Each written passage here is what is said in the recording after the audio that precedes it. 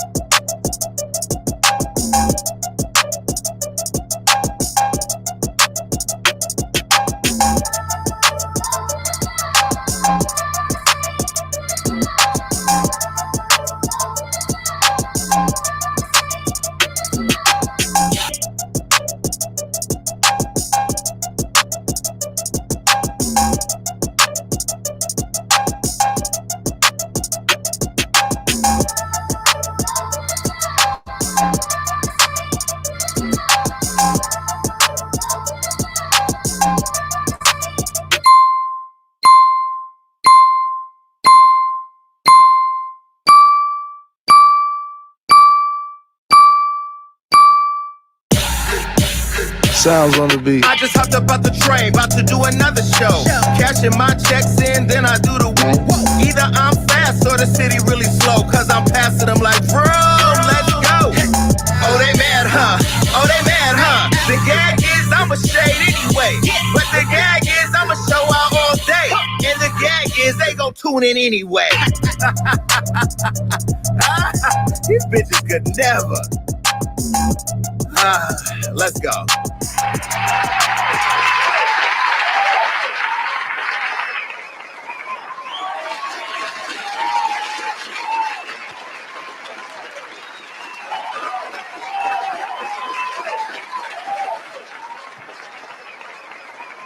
I'm just now realizing that the applause button for my sound effect is a bit narcissistic because the clapping goes on for so long. At this point, you would think that Beyonce literally walked out.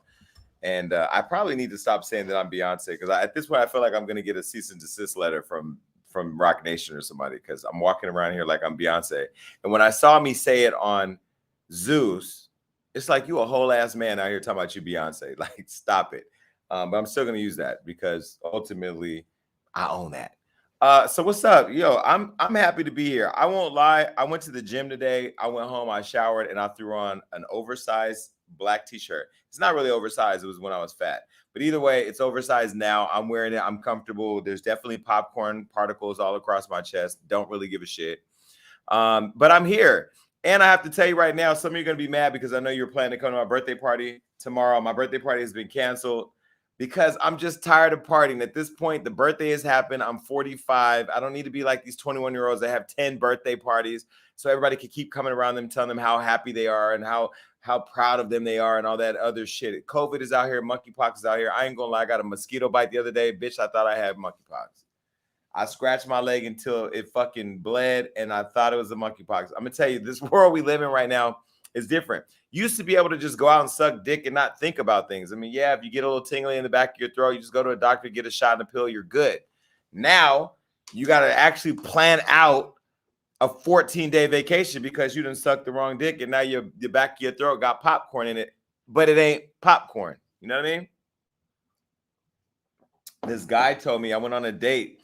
He's a doctor. He told me that one of his patients came in and had monkeypox in his asshole, but it went all the way up through his rectum into his throat. And just the idea that you could have what looks like a pathway of the Nerds candy from your ass all the way up. Can you imagine you go to eat somebody's ass out and it's just a bunch of cauliflower laying there, but it's not really cauliflower, it's monkeypox. And then what if you bite it too hard? You know, all of a sudden, because you know, some of you suck dick with your teeth. I'm not one of those people. I've learned how to give head over the years. Those of you that are still not looking at it as a sport, that just show up and just put it in your mouth and hope that, you know, that the skin is still there when you're done sucking that thing. No, you need to learn how to suck properly. Okay. It's sort of like if you want to learn algebra, bitch, y'all go to school for 4 years to learn algebra. Shit you're never going to use at the bank. Multiply, plus, delete, subtract, whatever the fuck it is. You don't ever have to use algebra and geometry. Y'all got to learn how to suck dick, though. You're going to need that all the way until you die. Some of y'all going to be sucking dick literally as you die, right? So at least learn the sport of sucking dick. But now with monkeypox, you suck dick. Now you got shit oozing all out on the side of your mouth. It's just, no, I don't want none of that. I'm terrified of that. Now there's extra conversations happening in the bedroom. Like, what's this? What's this? Nah, birthmark, nigga. I need to see a picture in your phone from 2 years ago. And that birthmark better be there too. Because if it looks like a healed scar from a monkeypox, no entry. That's the intro for tonight's show. Didn't think about it before, but this monkeypox shit got me scared out here. I can't even have a normal conversation in the club. Remember how I used to be able to drink in the club and then you hand your homie the drink and then he drinks? Gay people, we drink out each other's drinks. Some of you niggas don't do it. Y'all wait till you get home and you're playing PlayStation. All of a sudden now you sucking dick. Just living your truth. John Madden and 2K have brought a lot of niggas together. I tell you, y'all be in there playing them games at 3 in the morning. All of a sudden you're gargling for apples. There ain't no apple though. You know what I mean? And I know that this show is a bridge for a lot of you that are struggling with your sexuality. And I take pride in the fact that I'm like the male Dr. Ruth, helping you all with these sexual escapades. Welcome to everybody in here. Share the live because this show is going to go viral. Last week went viral. I don't know why last week's show went viral. I literally only said what I was thinking. That's what the show's about. And then you guys come and tell me what you think. Last week I felt a certain way. This week I feel a certain way. I was getting drugged for filth on social media all week. Even they went so low as to say I flew a 17-year-old boy out and had him in the club in LA drinking when I was in New York. Can y'all please follow my schedule? At least if you're going to throw some shit on me, can you at least follow my schedule and get it right? At least know the city or country that I'm in. Because you hoes could never. I'm the receipt king. You already know that. So please, I'm going to need y'all to do a little better. Then when I posted my schedule in the hotel room, the motherfucker said, oops, I'm at New York. Come on now, get it together. All right, well, look, I'm here. This is Gagging with Jason Lynn. We have an exciting show tonight. It's going to be full of gags. I'm going to give you a chance to come and talk to me. Let me go ahead and give you the number right now. It's 1402-GAGGING. It's right here. Here's the number, 1402-GAGGING. You can come up here and talk to me, but here's also the link right here. If you want to come and put your face in the box, this is it. Okay, you're going to have your chance to gag with me. This number should be in your phone at this point. 1402-GAGGING. All right. Well, anyhow, we can move that away now. Listen, you guys know last night I watched part 2, episode 2 of the Bobby I Love You Per show on Zeus Network. Me and my friends watched it at my house. I'm not the type of person to watch me on reality TV. The only time I ever watched myself, when I was on Love and Hip Hop, I would watch each episode that I'm on just to see how I look and to see what other people were saying about me in the show in case I had to come for them on the reunion or whatever. But I watched myself one time and that's it. I cannot stop watching this show on Zeus because it is so messy. And I'm getting attacked online and people are saying that I'm the reason why there's mess. No, I produced the fuck out of that show. I did what I'm supposed to do. As Roland Ray would say, it gave what it was supposed to. It gave what it was supposed to give. Okay. And anytime I'm involved with content, it's going to give what it's supposed to give or gave what it's supposed to give. You know what I mean? It's going to give you what you paid for. I produced the show. It is so hilarious. Now, I'm going to show you a really quick clip from the show just to get your mouth wet. Pause. Take a look. How what? Shit. This our crib. Oh, wait. What? Well, listen. Don't cry, bitch. You know we legal. I'm not crying. I'm just really like right now. What? Don't fall for it, Bobby. That easily, at least. Yeah, he on you. No, you can stand in line, sir. Why would you bring someone like you? There's like a multitude of guys right now. Because I know how much they want you and I know how much he wants you, and they all gonna have to fight for Bobby life. But that's the past. Yeah, but this the motherfucking present right now, so I'm right here. Fuck the past. Oh my God. But you can still stand in Anybody line got a right problem here. with the motherfucking past, goddamn, keep talking about it. Oh, daddy's home. So I feel like people was feeling some type of way about that, as they should. But when they see me, they already knew, like, yeah, this shit gonna be tougher than they thought. I'm here for Bobby and shit. I want my baby back and I ain't going nowhere. I'm here to stay this time.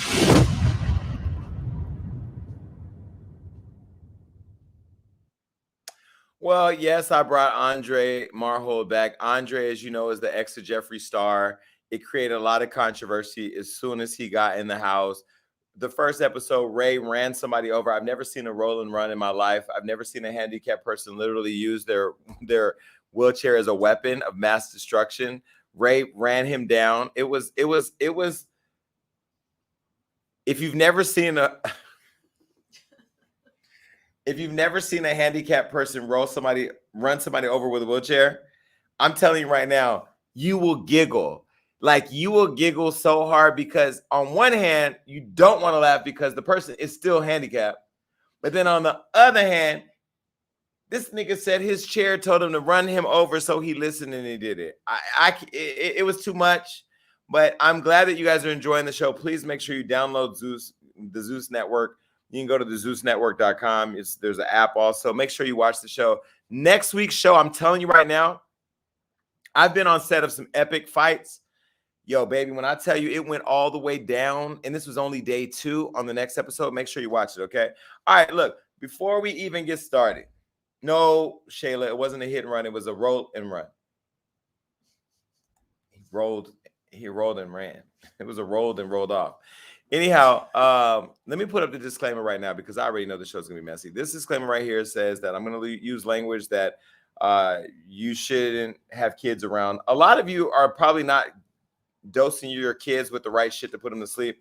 And I know you're usually doing it when you're having sex, but I'm on this new NyQuil Z thing. Just take one sip, you're going to be knocked out. So put your kids to sleep. Also, fair use says I can use content that I find on the internet for public figures and stop suing me for it. And then the last thing, y'all already know the Gag Nation is messy as hell, especially Sharon, Amberlynn, and Jameer.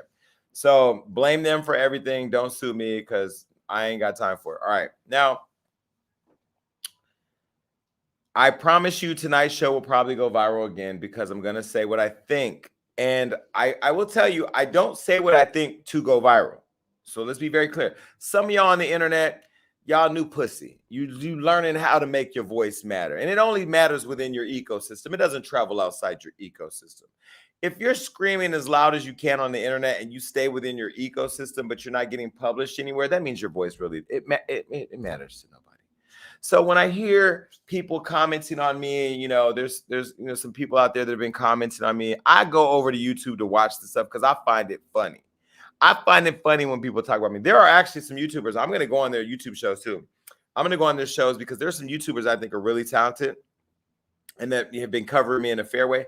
But it's just some of y'all hating ass, lonely ass bitches out there commenting on me. And I understand that's because you have no real content. But whatever.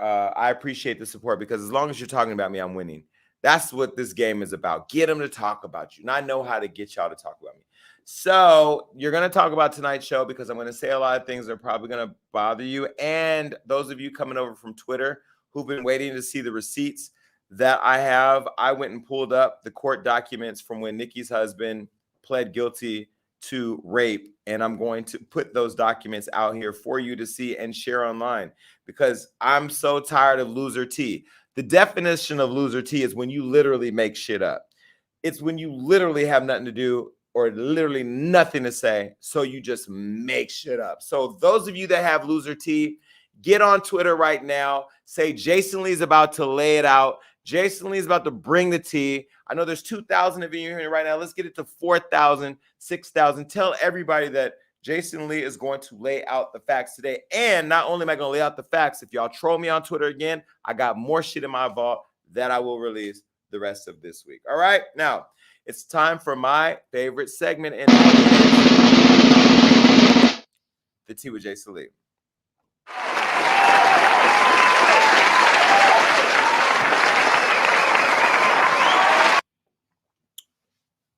Now, earlier I was talking about giving fellatio in the midst of a global pandemic.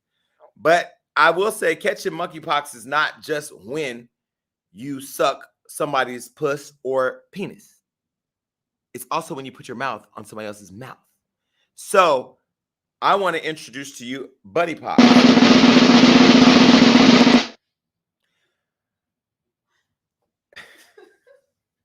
First of all, I don't give a fuck. I would suck Bad Bunny's dick right now. Monkeypox or not. Matter of fact, Nah, I'm not going to catch monkeypox. But Bad Bunny is probably, in my opinion, one of the sexiest artists out right now. He's the #1 artist in the world. Everybody loves him. Latin people love him. Black people love him. Gay people love him. And I'm going to tell you why gay people love him, because he's out kissing people. Now, I don't know that he's gay. I'll say heavy on the allegedly. People thinks that he's gay, that he's playing around in the bussy pond. By the way, can I tell you the word bussy has been banned from my friend group, because when we went to Greece, there was like 19 of us, and my friend Noah was trying to give his bussy away everywhere he went. Every club we went, every restaurant we went, he was trying to get that bussy away. Bussy, for those of you that don't know, is butt and pussy. So it's boy pussy. They call it bussy. Anyhow, Bad Bunny is out there giving his bussy away. Clearly on the award show the other night, or on his during a performance, he had the internet in shambles. Okay, so on the VMAs, he performed, and everybody knows that he's shutting down stadiums all over the world. Where he shut down the VMAs and he shut down the internet, because aside from him making history and becoming the first non-English language act to win the Artist of the Year award, Bad Bunny went viral during his performance when he kissed 2 of his background singers, or background dancers. Now, here's the deal. If monkeypox is a real thing, and I know he ain't vaccinated, I don't think he's vaccinated, why are you out here putting your mouth all on these men's mouths when you got to go home and kiss on your girl? Now your girl got to take the bacteria. And I'm going to tell you why I know there's bacteria in all these mouths. Now, I pride myself in having a clean mouth.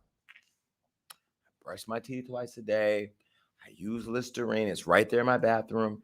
But even I, the other day, used this new stuff to brighten my teeth. So once you brush it, and then the other one, you do a whitening.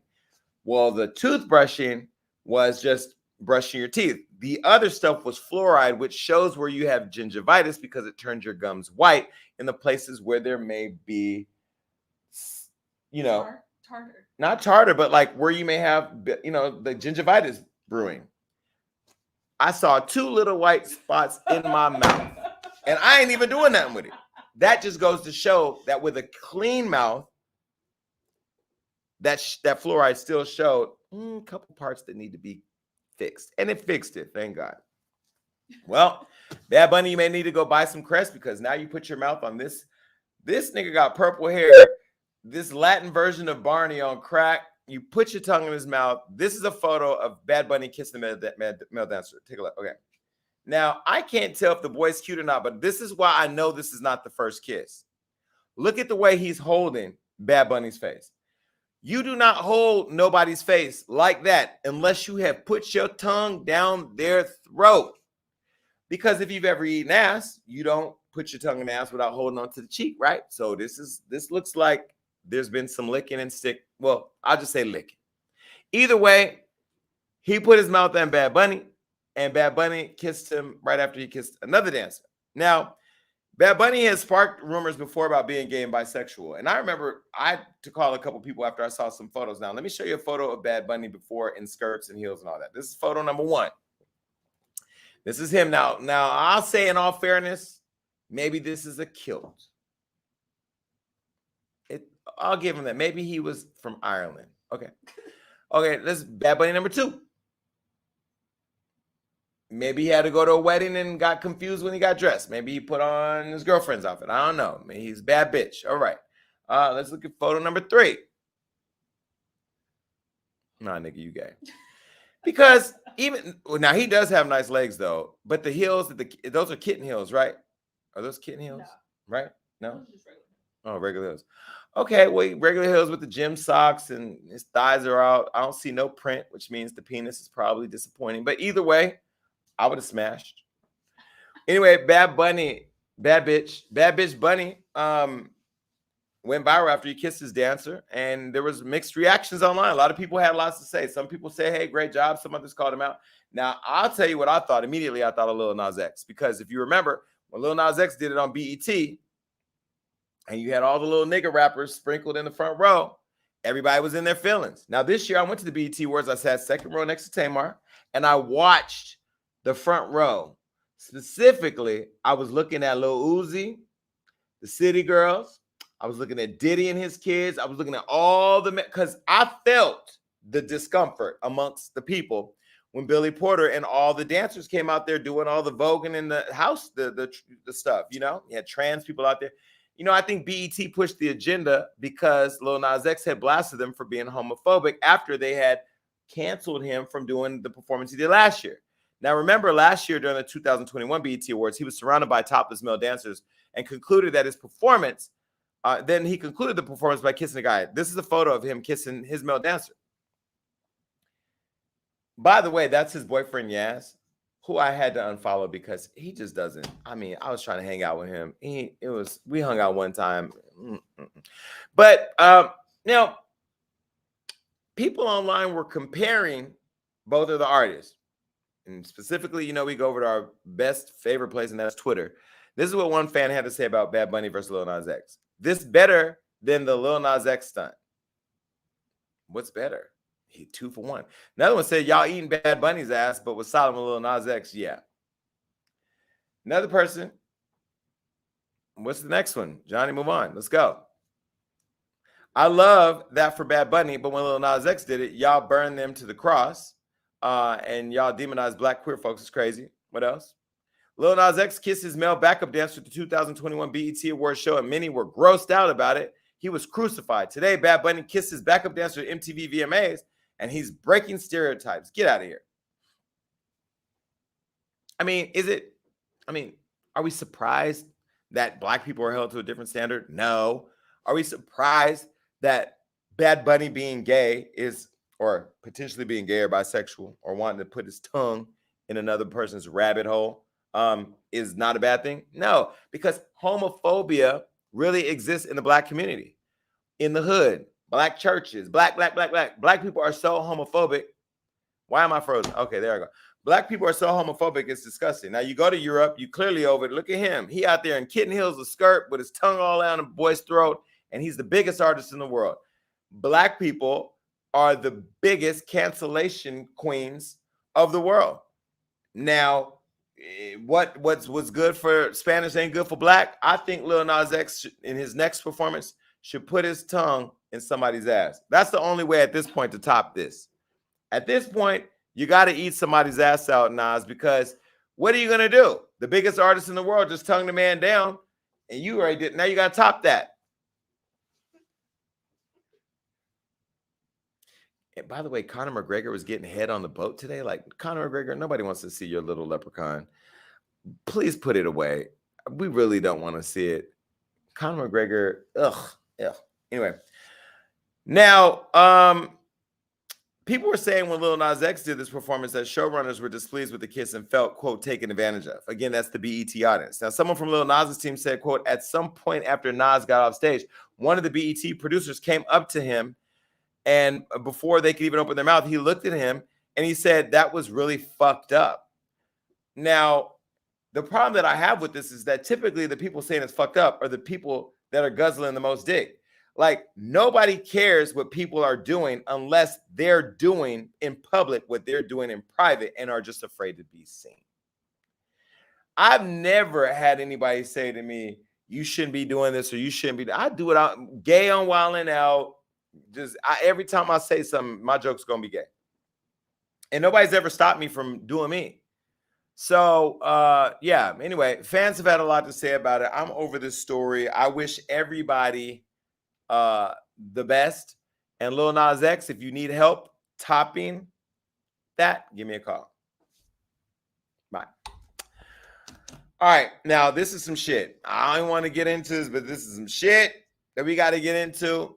Now, this is the problem I have with Aries Spears. Now, Aries came out and dissed Lizzo. First, can I show a picture of my friend? She's not really my friend, but my friend in my head, Lizzo, for my award show. Remember, we honored Lizzo at the 2022 Hollywood Unlocked Impact Awards. She looked beautiful then. She looks beautiful now, even with that big old rubbery garbage bag she had on as a dress at the MTV Awards. Girl, I don't know what you were wearing, but it looked like somebody melted a bunch of tires and just threw it at you. But anyway, you still look cute. It was given Medusa. Not Medusa. It was given, not Medusa. It was given the woman from Little Mermaid. Ursula, the dress. Not her, the dress, right?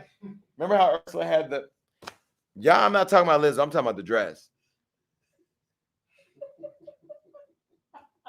She still looked pretty as hell though. And she won, and she, I'm gonna show y'all what she said.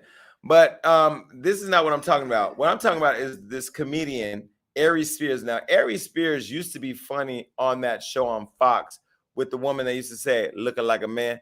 Remember that show? I can't remember what that show was called. Oh, Mad TV. He was on Mad TV. And he was funny then, but this was so long ago. All of you 20-year-olds don't know what I'm talking about. Well, anyway, comedian Aries Spears is under fire because he got a lot of backlash after he went after Lizzo. Now, he had the audacity to come after our girl. And this is the problem that I have when people who used to be famous or not as famous go after people who are super famous. Wait, nigga said the same about me and Nicki Minaj. Well, no. It don't apply to me because I'm a culture critic. I talk about everybody who's more famous than me. But either way, Aries Spears is under fire because he attacked Lizzo. Now, if you don't know who Aries is, let me show you who he is. This is a photo of Aries. Now, I swear it'd be the people with the dark circles under their eyes that be talking shit. I told y'all it's the hypertension for me. Well, he recently appeared in an interview and body shamed Lizzo without looking into the mirror. Now, clearly, he didn't look at himself, nor did he care about what he looked like when he did this, but he dissed Lizzo in public, and this is what he said. Yo, you know somebody that actually make good music, man? Lizzo. Lizzo? Yeah, bro. Have you heard her shit, yo? Like, as a songwriter, yo. I can't get past the fact that she looks like the shit emoji. She's got a very pretty face, but she keeps showing her body off, nigga. Like, come on, man. Come on, yo. I'm sorry. Listen, I ain't the most in shape nigga in the world, but I still, when you funny and you got swagger and confidence and you decent looking, I think I'm at least handsome, you get pussy. But a woman that's built like a plate of mashed potatoes is in trouble. You know what kills me about women is the hypocrisy and the contradiction. Yes, queen, slay, queen. Yes, queen, slay. Yeah, girl, your confidence. Fuck diabetes. Fuck heart problems. Fuck heart disease, cholesterol. Y'all. I'm just going to stop it there. You could already understand what was said after that. Now, one would say he's a comedian, so let him be funny. But the problem is that wasn't funny because nowhere in there was that a joke. That was literally somebody just shaming women. Now, the problem that I have with that is that Aries has never really been attractive, but he definitely wasn't attractive there. And you can't look like the shit emoji and say somebody looks like the shit emoji. Do we have a picture of the shit emoji? I don't know if we have a picture of it. Well, the shit emoji, you just saw him. Now, after the backlash, he hopped on IG, and this is what he had to say about the backlash from all of the people online who had something to say. Yo, what up? It's your boy, Aries Spears. I had to put the Yankee on for this one. Listen, I know I'm trending right now because of the Lizzo joke. And I just want to say, man, a lot of you women are funny, with the critiques. I ain't funny. I'm fat, unattractive. No woman wants me.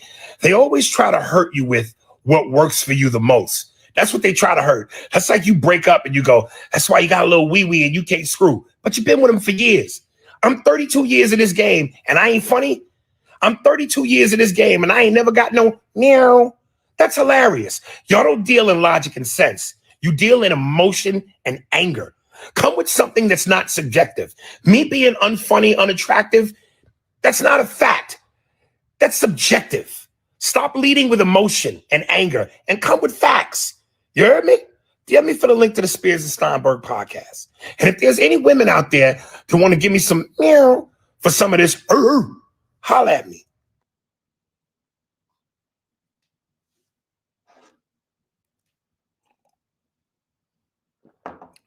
That was really uncomfortable to watch.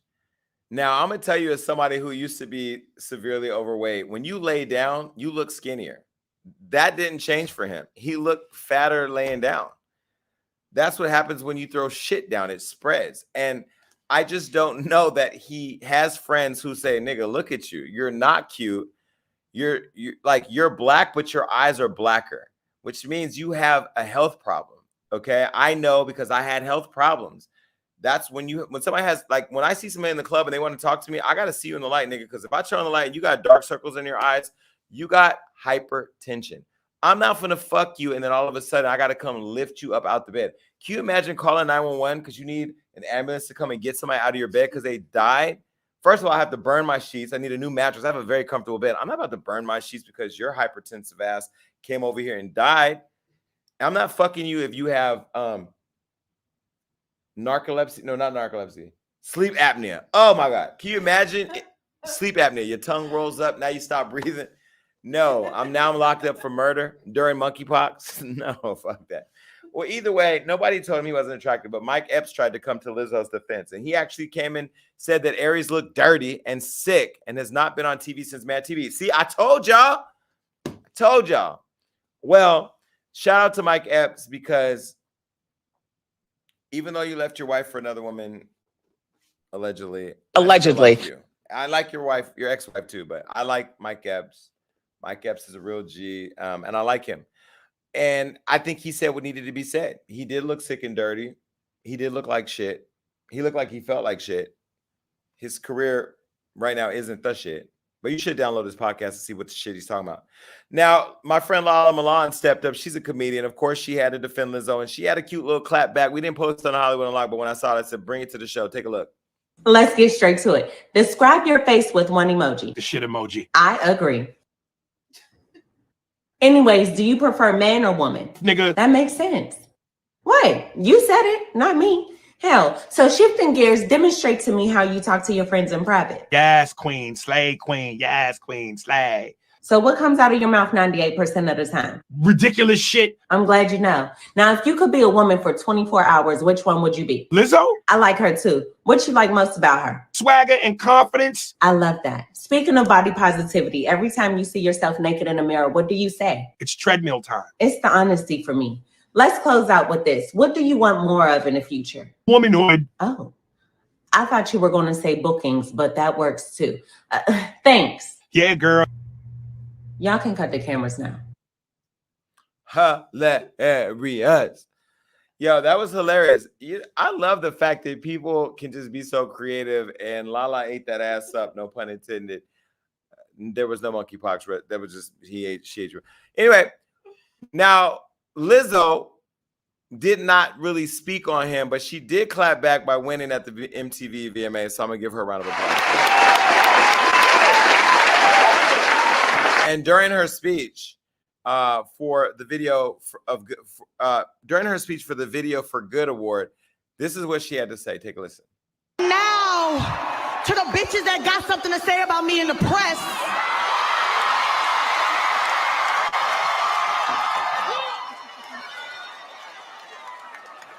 You know what? I'm not gonna say nothing. They be like, Lizzo, why don't you clap back? Why don't you clap back? Because, bitch, I'm winning, ho. That bitch is winning, ho! That's what vintage show paper, bitch! Hey, I'm here for it. Look, we gave her the Fearlessness Award at the 2021 Hollywood on Impact Awards back in June. And that's why.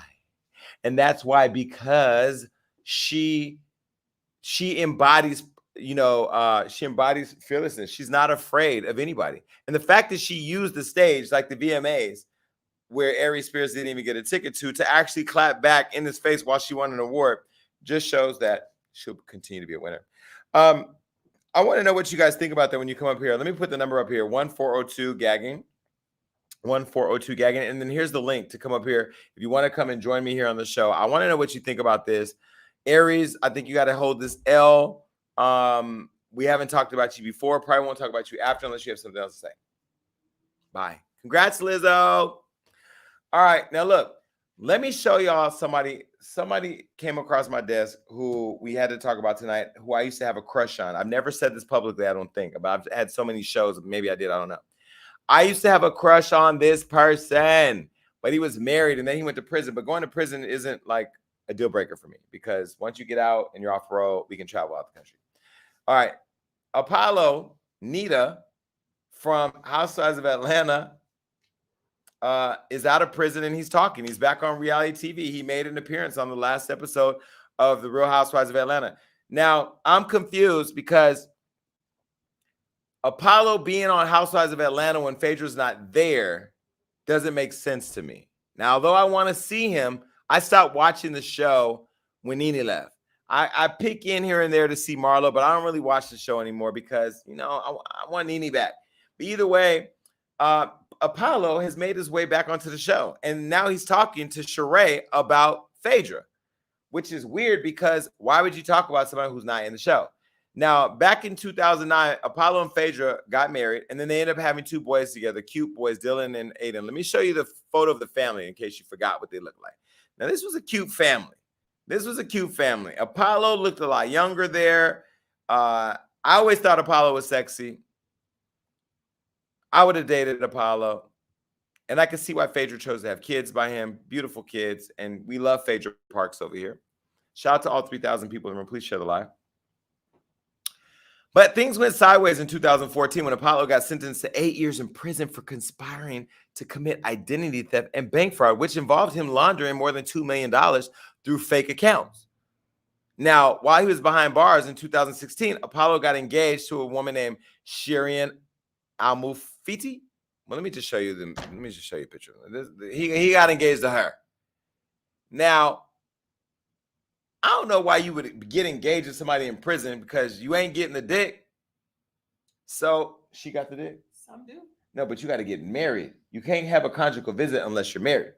You have to be married to a person to be able to fuck in prison, unless you're sucking them off in the bathroom, like Bobby Schmurder said usually happened to him. But either way, I don't know that they were married, but either way, they got together. And in 2017, he divorced Phaedra. That same year, Phaedra was fired from the show. Remember, she got fired because she spread rumors that Candy and her husband, Todd, conspired to drug and rape Portia. That was a mess. That was a whole mess. Now, in 2019, Apollo was granted supervised release with 5 years of probation. So he's since been working behind the scenes on The Real Housewives of Atlanta and other productions. Now, recently, he had an on-camera moment with Sheree, like I told you about, and he still feels some type of way about his split from Phaedra. Now, they left each other back in 2019, 3 years, or 2016. This is over 6 years ago. Now, he's saying that she left him to rot. I'm just going to let you hear what he had to say. Take a listen. When my ex left me, you know, she left me basically to die. You know, Phaedra left me to basically rot. You know, that's how I look at it. Now, why do you say that? Because When it first happened, she wasn't there. My sentencing, she wasn't there. My self-surrender, she wasn't there. Basically not allowing me to see my children. It was a lot of things that showed me you really wasn't there for me. When I went away, Phaedra was definitely cold-blooded, cold-hearted. But what about the public shame? The public shame? People looking at me cross. That's all you care about is other people. No, Yeah. I care about my good name. I thought I fell off, but you know. Who thought she fell off? We know you ain't fall off. I'm all the way back. Let's think about that. Now, I'm telling y'all, I think that Apollo is hot. And if I was in prison with Apollo, I probably would have played around with him in the cell. But if Phaedra's an attorney and a respectable member of her community, should she be running around with a man who's getting caught and going to prison for stealing money and fraud? Would you hire an attorney whose husband was arrested for fraud and she was implicated? No. So she had to distance herself. We all distance ourselves from the problem when the block is getting hot. That's just what it is. That's survival 101. Just because she got kids don't mean anything. You was out stealing money. Now, Phaedra may have known, but she didn't get caught. So she had to do what she had to do. Somebody got to stay out and watch the kids. Now, Phaedra hasn't commented about it, and she shouldn't because she's not on the show, which doesn't make any sense. But now, earlier this summer, when the season 14 trailer was released, Phaedra said him hanging out with Sheree, honey, if it makes him some money, he can buy these children some shoes and some Chick-fil-A, hang out with Sheree, hang out with whoever you need to hang around to get a check, bring it to mama. Don't we miss Phaedra Parks on Housewives, though? Now, I know she went to Housewives of Dubai for a scene because she's doing business out there. But I want to see her back on Housewives of Atlanta. I want to see Nene. I want to see Phaedra. I want to see Kim Zolciak. I want to see Claudia Jordan. I want to see Marlo. And you can even throw Eva Marcel in there.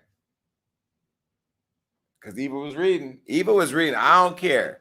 She may have rented a house for the show, but she was reading. Now, Claudia Jordan was reading for filth. They couldn't handle Claudia's mouth. Claudia came for Nene. Claudia was not playing around. And I told Claudia she was a damn fool for leaving the show. She should have been Marlo until they gave her a peach, because she would have got a peach. But either way, I love Apollo from a distance. I mean, I wouldn't want to talk to him on the phone or anything. You know who I keep running into too? And I don't want to get in trouble, but I always run into Peter. And even though Peter is the nicest man in person, I know he's still mad at me for them stories we told about him. Because every time I see him, he be looking at me like he want to kick my ass. Peter, I hope you forgive me. I'm sure somebody will send you this link, because last week y'all sent the link to everybody. I got so many calls. There was so much fallout from last week's show. I got to tell y'all. People hated me, unfriended me. People don't like me no more. I mean, we made so many people mad last week from just doing the show. So, Peter, when I see you at your place, I forgot what the name is. What's the name of Peter's place? When I see you at Bar 1, please say hello to me. Last time I was there, the hookah almost burned my lungs to death, but I still paid for it. I love the food at Bar 1, but shout out to Peter. Bar 1 is actually pretty dope, by the way. It's right there on, I want to see, I don't know what street it's on. I think it's on 1st Street. I don't know. It's Bar 1. Go check it out in Miami. All right, well, bye, Phaedra. Bye, Apollo. Apollo, you got to get some Botox, though. You starting to look a little older. I want you to get what I got. Get what I got. All of y'all that be coming on my page tell me I look old. I know damn well I look good for 45 years old. There's nothing you can say to me that makes me think I look old. I got the best fillers. I got the best Botox, and I get the best sleep, and I drink a lot of water. So, all right. Well, another couple may be in trouble, though. And this is a couple I actually like. Now, Ari and Moneybagg Yo may have split up. Now, I know a lot of you are saying, why are we talking about this? Because at Hollywood Unlocked, we talk about A-list big celebrities. But I have to tell you, you cannot shit on Ari, because Ari got the young people. Just like you had Kim Kardashian and Paris Hilton, just how you had Black China and Amber Rose. Now you got Ari and Jada. Ari and Jada are those girls on the internet. Those of us who are older that don't know why they're famous or why they have such a fan base, it's not for us to understand, because it is what the fuck it is. My team are young women and men who know and love these girls for whatever reason. They are the it girls. And I saw them on the red carpet at the BET Awards. They're beautiful. They take fashion risks. They make their own money. And they've been with successful men, but still have been able to hold their own. Now, I ran into Moneybagg Yo recently in Miami. Now, let me tell you, when I get drunk, I forget who I am and what I do for a living. I forget that we talk shit all day. I forget that some people don't like me. And I wander off around the club. A few weeks ago, I wandered off to Lil Wayne's table. They wouldn't let me to the table. I was breaking it down to who I was. They knew who I was, but they were like, ain't nobody going up there. So I look like a fan, but I am a fan of Lil Wayne, so I'm not mad. Baby, I got drunk in Miami, and I went by myself to the rapper table. I don't go to rappers' tables by myself because there's a lot of shit going on in those sections. But I walked up to Glorilla. Is it Glowzilla or Glorilla? Glowzilla? Google it, girl. Glorilla? Glorilla. Okay, I went to Glow. I didn't want to be called nobody Gorilla. And then y'all get upset. It's Glorilla. I walked up to Glorilla, who my team loves, and I walked up to, what's the boy that be having all the money talking shit? Funny Black Youngster was there. 42 Doug. I don't know who that is, but he was there. And Moneybagg Yo was there. And I walked up to Moneybagg Yo drunk as shit, and I was like, yo, man, I fuck with you and your girl, bro. Like, I'm a fan of y'all. Like, he looking at me like, and Yo Gotti was there. Shout out to Yo Gotti. His team always shows me love. See, I know the rappers. I'm cool. You know what I mean? I ain't one of these old guys that are 42 Doug. I don't know what fucking song that nigga does. I don't know shit. Everybody with a bunch of diamonds, I just assume they rap. I'm like, nigga, you rap, nigga, you rap. I had hella diamonds on too. But anyway, I told Moneybagg, I really like, first of all, I like his hustle. I like that song. I ain't got time today, or I got time today. Either way, he don't like nobody. He don't like niggas. He don't like bitches. He don't like nobody. That's the song that I rap because I got time today. Okay. See, I know the songs. Either way, I told him that I loved him and his girl, and I was a fan of them, and that my team was a fan of them because I just love how they move. Now, for a few weeks, there's been rumors, though, that they broke up. And I DM Ari to call me. She hasn't called me yet. She hasn't checked. She usually checks my DM, but she hasn't. I've never exchanged numbers with her, but I did tell her I was going to give her my number. And I do like Ari because my people like her. Now, we all know she was with, those of you who don't know, she had a kid by G Herbo. She became super popular online on her own and launched her own businesses. And they split years ago, about 4 years ago. And then she got with Moneybagg Yo. Now, they went public a year after they were together. And they've had their ups and downs, you know, but clearly what I think their love language is sort of what mine is, but on a higher level. They gift each other stuff, cars, land, all types of stuff. Well, either way, Moneybagg Yo bought Ari a Lamborghini Urus truck for her birthday back in July of 2020. Now, this is a photo of Ari with the Lambo. Love the Lambo. I actually was going to buy one of these, ended up getting a Sprinter. They're amazing, amazing vehicles. I was going to get a black one because all my vehicles are black. But either way, this is Ari with the Lambo. Now, in September, Ari gifted Moneybagg a Mercedes-Benz Maybach for his birthday. Take a look. This is him with his Maybach. Now, you got to be on some bossy shit with money and good credit to be able to buy this shit. And you clearly got money when you just sit the fuck on top of a hood. Do you know how much a dent in a bitch like that will cost? A lot of money. He don't care because he rich. All right? His name is Moneybagg. He literally has money in the bag. Okay? I don't know if that's how he got his name. I don't know shit. I don't even know how Tupac got Tupac. Tupac. All right. Now, at the end of 2020, there were rumors that the two had broken up. Now, they unfollowed each other on Instagram. We post that. A month later, in January 2021, Ari confirmed with these tweets that they were not together. This was in 2021. Take a look. She said, he broke my heart. I'm so depressed. He's single, y'all. He want y'all to know so bad. Well, she let y'all know that he was single and she was single. Now, in February, the two got back together after Ari ordered Moneybagg a brand new car, celebrating the release of his new album. She got him a Jeep Grand Cherokee Trackhawk. What that is? This is what it looked like. Well, no, that ain't it. Well, she posted some shit. Anyway, go take a look at it. Now, after that, they unfollowed each other. And here we go talking about that again. Now, this sparked more breakup rumors. Now, Moneybagg ended up clearing it up because a lot of people live in these, just so you know, these people like Jada Wada, who had a baby with Little Baby and is still in his life and he's still in hers. They're best friends. She was on our show. If you haven't watched it, go to YouTube or Hollywood Likes YouTube and take a look. Well, anyway, they're still friends, have a relationship. They're locked in forever. Well, Moneybagg went on his Instagram or in an interview talking about him and Ari and said, quote, "We locked in forever." So either way, he proved that in July of 2021 when he copped her a custom Rolls-Royce Cullinan for her 26th birthday. This is a picture of that. I don't know why these people need all these expensive ass cars. Where are y'all going? Every time I see all the Birkins. Between him and Offset, I don't know who's buying more Birkins. And this is the problem I got with y'all.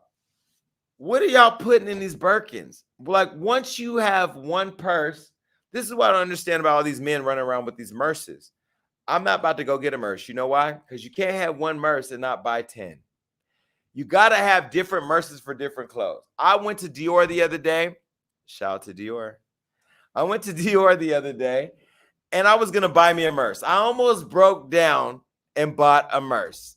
But the Merce was like white and gray, which means I either have to wear all black with that, or all white with that, or all gray with that, or gray and white with that, but I could never wear red. Someone say you can wear red. No, you cannot wear red with the white and gray Dior Merce because now you have to have white and gray shoes or you got to have something to match. I don't know. I don't have time for that. And what do you have a Merce for anyway? Half y'all don't wear condoms, so that's not in there. Half y'all lips be looking dry as hell. Y'all don't have no chapstick. I bought some chapstick the other day. I can't even get my friend. My friend's sitting right here. He won't use chapstick to save his life. Lips look like railroad tracks, just sitting there, rough as fuck, begging for support. Can't get it to him. Bought like 10 or 20 of them. Whatever. Have your chapped lips. That's why y'all be walking away with them yeast infections, letting these young boys lick all on your stuff with them rugged ass lips, like a cheese grater. Just, you know. Okay. Well, either way, now September, Ari returned the favor for Moneybagg, buying her that car, and bought him 28.8 acres of land in his hometown, Memphis. Now, this was the photo of her giving the land. Now, I ain't gonna lie, this was some boss shit. Everybody on social media loved this because, remember, slaves didn't own land. Slaves were brought here to build for white people. So when a person of color owns land, you're owning a part of the country that told you you could not belong here. You don't belong here. Now, people criticize her for acting married because they said this is what people do when they're married. You know, you don't buy your boyfriend no land. Listen, ladies, if your man is giving you grade A dick, your job is to buy him some land. And fellas, if your woman is opening up her vaginal walls for you, every other man out there trying to climb in them walls, well, some probably do when you're at work anyway, but for all those men trying to get and own it, you should buy her some land too. And stop acting like you're not fucking somebody behind your man or your girl's back when they go to work, because everybody's out here fucking. Y'all, everybody's, y'all, it's like a marathon of fucking. This is what Ari said when y'all try to come for her buying that land. She said, y'all don't know the half of what he does for me mentally or financially. I've never felt so safe, loved, spoiled, and happy with a person. He loves me and my son so much. I'm sorry that you haven't experienced a love like this before. Focus on getting your own land and your own husband. Y'all mad at y'all mad at jewelry and cars, but generational wealth is taking it too far. People will always have something to say no matter what. Now look, she recently had an event for her makeup line. She had a lipstick, a lip gloss. Now, in the lip gloss event, her man showed up. Do we have a video? Let me see the video of her showing up for her man. I mean, showing up for her. Him showing up for her. Do we have that video? Okay, well, Ariella, get the assets, send it to Johnny, damn it. She had an event. It was all pink, like Kylie Cosmetics, but it was like the nigga version of it. It was like a bunch of black people there, not like the Kardashians had a lot of white people there. And in the event, he showed up wearing pink. Do we have a photo at least? Well, anyway, he had pink and white on and a bunch of jewelry, which was the theme of her party. This is it right here. And she said, happy, paid, single, and ready, everything new. This was not the asset to show. But anyway, that's what he showed up for her party. And then after that, she tweeted this. Johnny, y'all need to follow me. Stop trying to tell my story. This is what happens when you get Payless to talk for Balmain. Let Balenciaga do the commentary, okay? Be my, what's the shoe people that make the shoe? Be the cobbler, Johnny. Just be the cobbler. Please be the cobbler, but let me be the brand, okay? Either way, post that one more time. Let me show you. So she tweeted this after the video surfaced of him showing up at her event, happy, paid, and single, ready for everything new. Now, I'm sitting here confused at what's going on. Is this a Jada, Wada, and Little Baby situation now? Because they locked in forever? Because she's still saying she's single. And would you show up to support your ex like that soon after you break up? I wouldn't. I'm going to be petty. When I break up with you, I got to sit in my house and watch your whole life crumble in front of the world. Your whole life. I got to watch. You can't eat with the chef no more. You can't ride in the Sprinter no more. All my credit card that's on all your bills is deactivated. So now your phone's getting your lights, phone, everything just getting cut. I got to sit and watch it all unfold. You got to get online with no haircut. There's nothing worse than getting broken up with and then you log in and your first video post is without a haircut. Because then your ex is sitting at home like, I got you, bitch. Oh, my God. No, I'm not like that. I'm still going to show up and support. I'm still going to, because I got to show up and make sure the next person you date is half as rich and half as cute. And there's nothing like watching somebody you dated that you broke up with, dating somebody mediocre. There's nothing better. Because you call them up once a week to go, are you still with them? Like, what are you guys doing? At least I do. Because I'm petty like that. So fuck it. I don't care. You judge me if you want, bitch. I don't care. I'm going to call you and say, what the fuck's going on? Then I'm going to call your mom and be like, damn, he was doing so much better when we were together. Because then your mom is going to be, see, once you get the moms on your side, you got it. Because then your mom is going to have that thing in her head. And so when she sees mediocre, she's going to say, baby, she just ain't hitting like Jason was. He just ain't hitting like Jason. Can you go back over there to the hills? The hills have eyes. Oh my God. Okay. There is no, anyway, I'm not that petty, but I am. All right. We don't know what's going on with them, but I wish that they figure it out because Ari's son. Do we have a picture of Ari and Moneybagg and her? No, we have a picture of her. We ain't showing that picture. Didn't she just show a big ring that she was? Let me see the ring. I know. How you just have this a couple weeks ago? Y'all niggas got that kind of money where you could just buy this shit and then leave. Once I buy you something like that, once I give you a ring or ringworm, whatever ring you get, you're stuck with me forever. If I give you a ring or ringworm, bitch, you locked. You locked. Because as soon as you leave me with ringworm, I'm going to get online and be like, how you going to leave me when you just got ringworm and I stay with you? Because that's sneak diss. And that's like hating. That's like letting somebody know, like, you over there fucking on my ex with ringworm?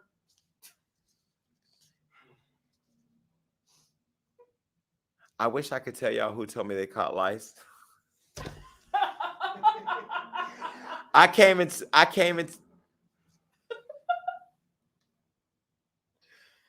tell y'all who told me they caught lice, because if I did, it would go viral and I would get uninvited. But this person caught lice, and this person was telling a group of black people how they caught lice. And all the black people were like, I ain't never caught lice. Because, you know, black people can't catch lice. But I caught lice because I got this kind of hair. I caught lice when I was in a group home. And lice is the nastiest thing, by the way. I think ringworm is nasty, but lice is fucking nasty. When you land in your bed and you feel the lice jumping off one hair follicle to the other, these bitches are deep diving in your hair like a fucking like you in the Olympics. When the swimmer is diving off the diving board into the water, the lice is literally jumping from one hair to another. You feel the lice, and then you catch it mid-flight. You put it in between your fingers, and then you pop it. That's how we used to kill the lice. You take the lice bug, you put it in between the thumbs, and you pop it, and you feel a victory, like I won. It's like Game of Thrones, like bitch, I killed you. But what happens is them bitches is laying eggs all through your hair follicle. So yeah, you wake up, it's literally little white droplets of lice growing on your hair. Well, anyway, this person was telling us how they caught lice.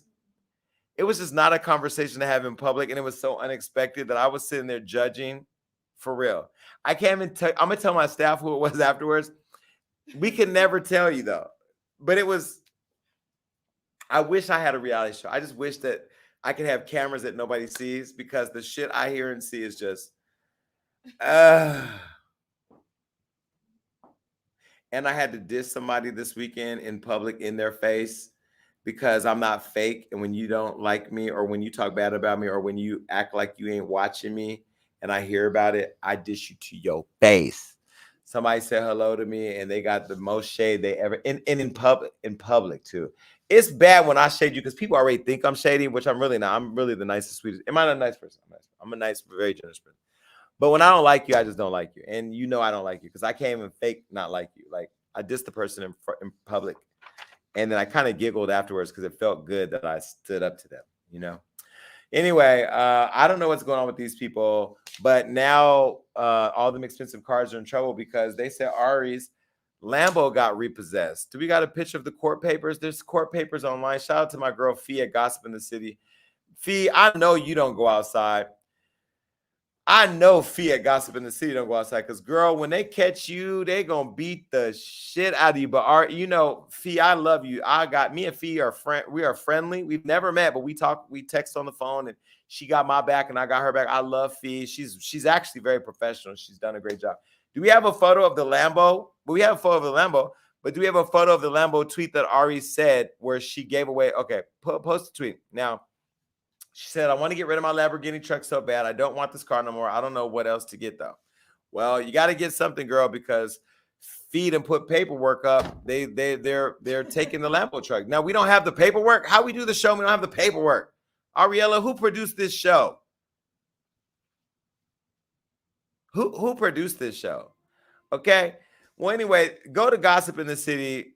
She put out paperwork that the car's getting repoed. I can't show you that here because my team don't believe in receipts. They believe in a vivid imagination and a wandering eye on Instagram. They want you to leave this show to go over on Instagram and see what the fuck is going on another platform. Not getting an Emmy for this show. Then again, this show would never get nominated anywhere. Who gonna vote for this show is pure trash. And we only do the show for you guys, by the way. All right, well, I'm done with them. I want them to stay together. I love them together. I love Ari's son. I love how her and G Herbo have no drama publicly. I just love the whole thing. Bye. All right, let me just take a sip and get ready for this next segment because y'all gonna go crazy and I'm gonna hear so much about this and I don't give a fuck because I have a job to do. I love you too, Shayla. Thank you. Thank you to everybody. Thank you to those sending super chats. That's where you send me money. Thank you to you guys subscribing to the show. But we got to talk about this. Oh, it's the deep dive. Fuck.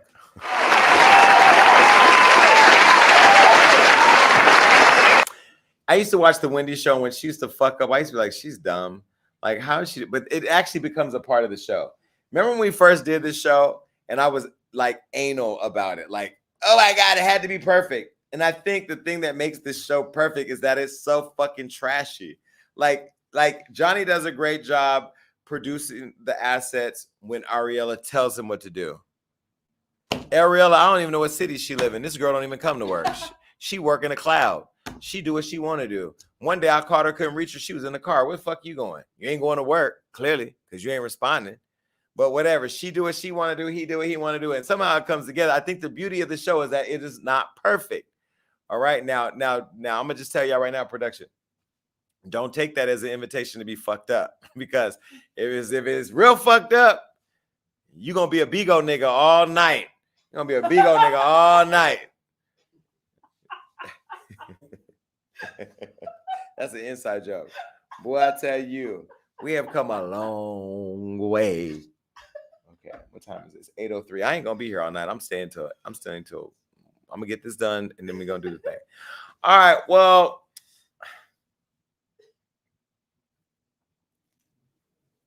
I was like, who is that? That's Nicki Minaj. Hold on.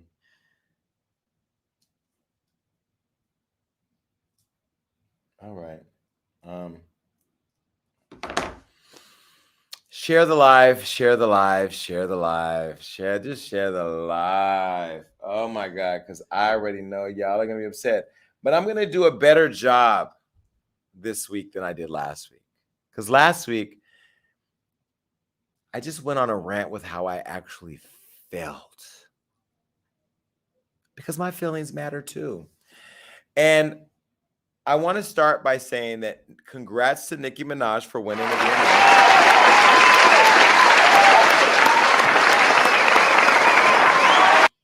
She won the Video Vanguard Award last night. Video Vanguard is literally, I think, the top award of the show, even though they're not really talking about it. They're talking about Taylor Swift because Taylor Swift dropped an album and she won more VMAs and whatever. Like, Taylor Swift is that girl. Apparently, I don't listen to Taylor, but you know, she's sweet and whatever.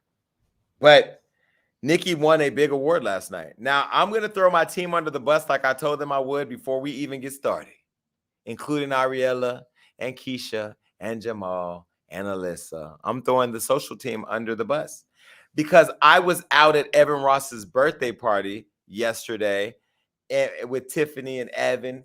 Sunday. Sorry. What was yesterday? Monday? I don't even know what day it is. Anyway, I was out at a birthday party all day and I was entertaining. There was a lot going on.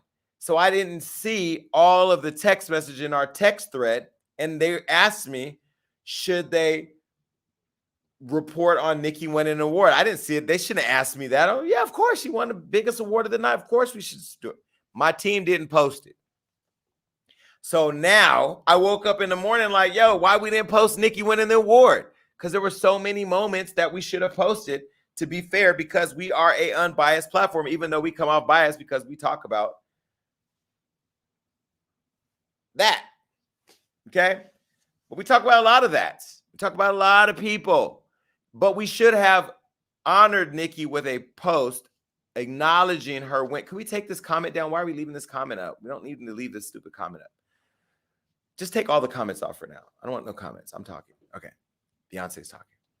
Either way, we should have acknowledged Nicki's VMA win because she won an award. Just like I said, she should have won a Grammy that nobody talked about. Anytime I talk good about this girl, nobody covers that. You only cover when I criticize her. I am a culture critic. I own the trademark for culture critic. That is what I am. I'm not a blogger. I'm not a YouTuber.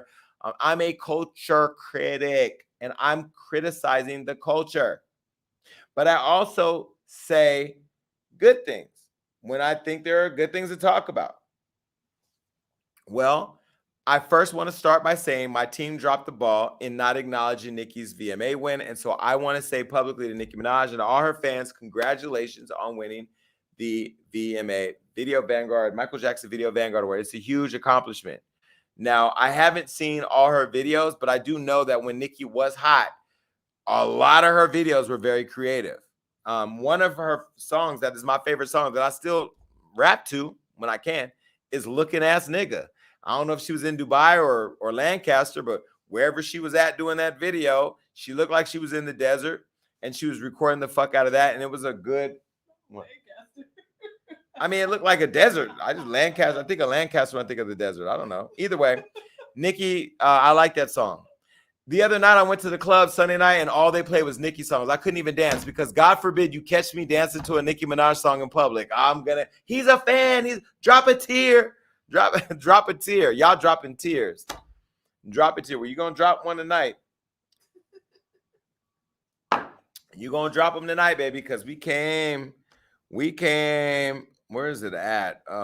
We came to get into some things.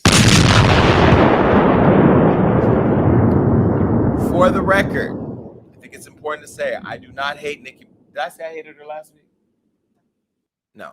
I don't hate Nicki Minaj. I never even say to my team, well, I hate Nicki Minaj. I don't hate Nicki Minaj.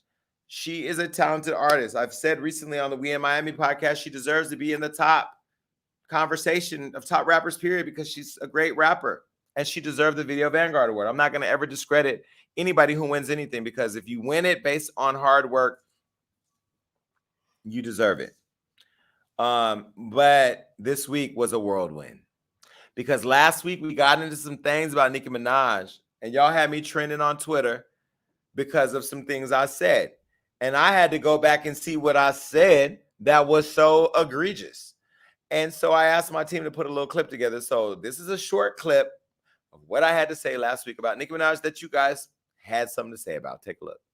Let me first start by saying this applies to this title. It was all a lie. Nobody's hating on Nicki Minaj.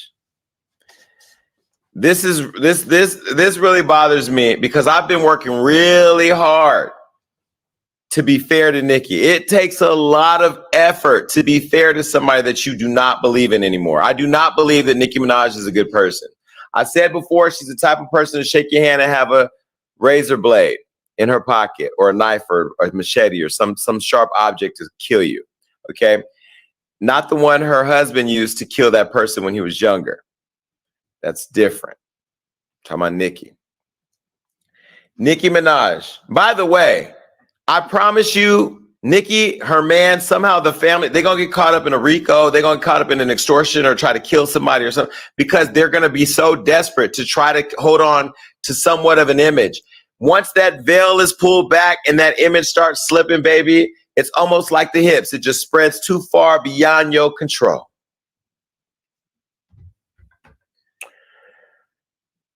Nicki Minaj has been in the game for 15 years, and it seems as if the desperation of being somebody at the top is so bad that she is grappling at it like a stripper with greasy fingers in a strip club. She can't hold on to it. And no matter how good her team is, no matter how hard her PR works, they have been working. I have said this, go back and look at the receipts. I said, Nicki must have a new team because she's moving smart. She's moving softer. Like the way then she started being Nicki Minaj again. Now, I know she has the multiple personalities in her music, Roman and all these other people that and make her some kind of character. She's a Barbie girl, then she's Roman, and I don't know what the fuck she is, but I'm going to tell you what she is. She's a fucking hater. She's a fucking hater. And you know what? I know that I said just recently that I wanted to interview Nicki, and I genuinely was giving her praise. I said on the We in Miami podcast that she's one of the top rappers beyond men and women. I congratulated her on her. Did she win a Grammy yet? No, she didn't win a Grammy. Well, okay, well, I didn't get congratulated on that, but I said she should have won a Grammy. I just congratulated her on her #1 hit, even though they discounted it and gave away stuff for fans to go and download it and then ran the sales of it. Whatever, allegedly, I don't know. Whatever she did to get it, she earned a #1 song for the first time in 15 years. It took you to build a whole teenage career in order to get a #1 by yourself.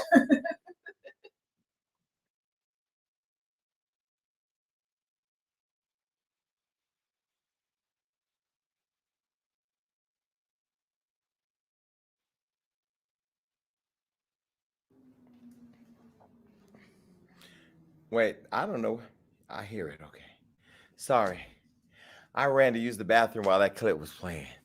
That's what I say about this show. It ain't perfect, but it is what it is. Look, I said she was a hater. I'm going to stand behind what I said. She's a hater.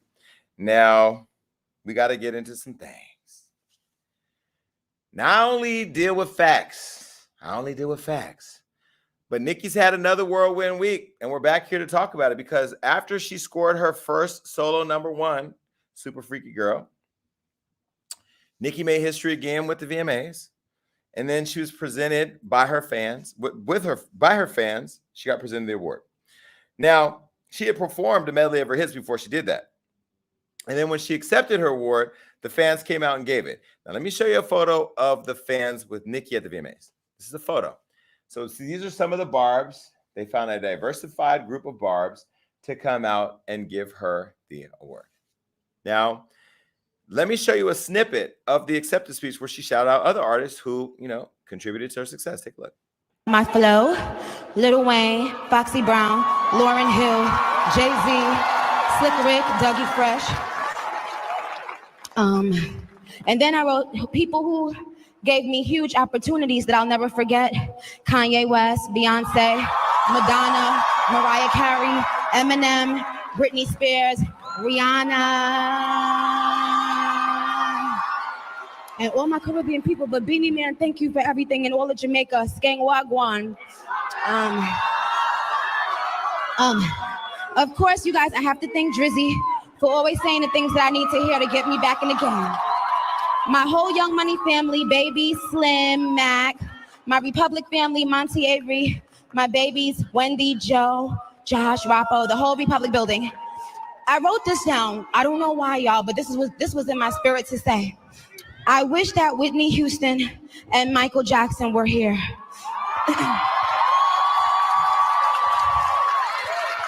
I wish that people understood what they meant and what they were going through. I wish people took mental health seriously, even for the people who you think have the perfect lives. I wish Pop Smoke and Juice WRLD and Nipsey Hussle were here. R.I.P. Daddy, my cousin Richard, and my business manager Angela, who I never got to say rest in peace to publicly. To all the artists, producers, and writers who've contributed to any of my projects, all the people who allowed me, also to all the people who allowed me to feature on their work. Thank you. I've featured on so many people's music and albums. And I want you to know that I appreciate each and every one of you. I don't take that for granted. Thank you for giving me a chance to show my skills. MTV, thank you for always being amazing to me in my whole career. I love you. And look, there's one, hold on. You better lay low. Hold on, I got this. That's mine. Hold on. The Barbs.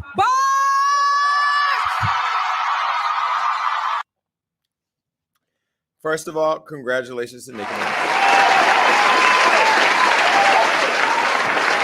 for all her accomplishments. Let's be very clear. She shouted out a lot of people that she worked with. She didn't shout out all the people that still like her, because a lot of those people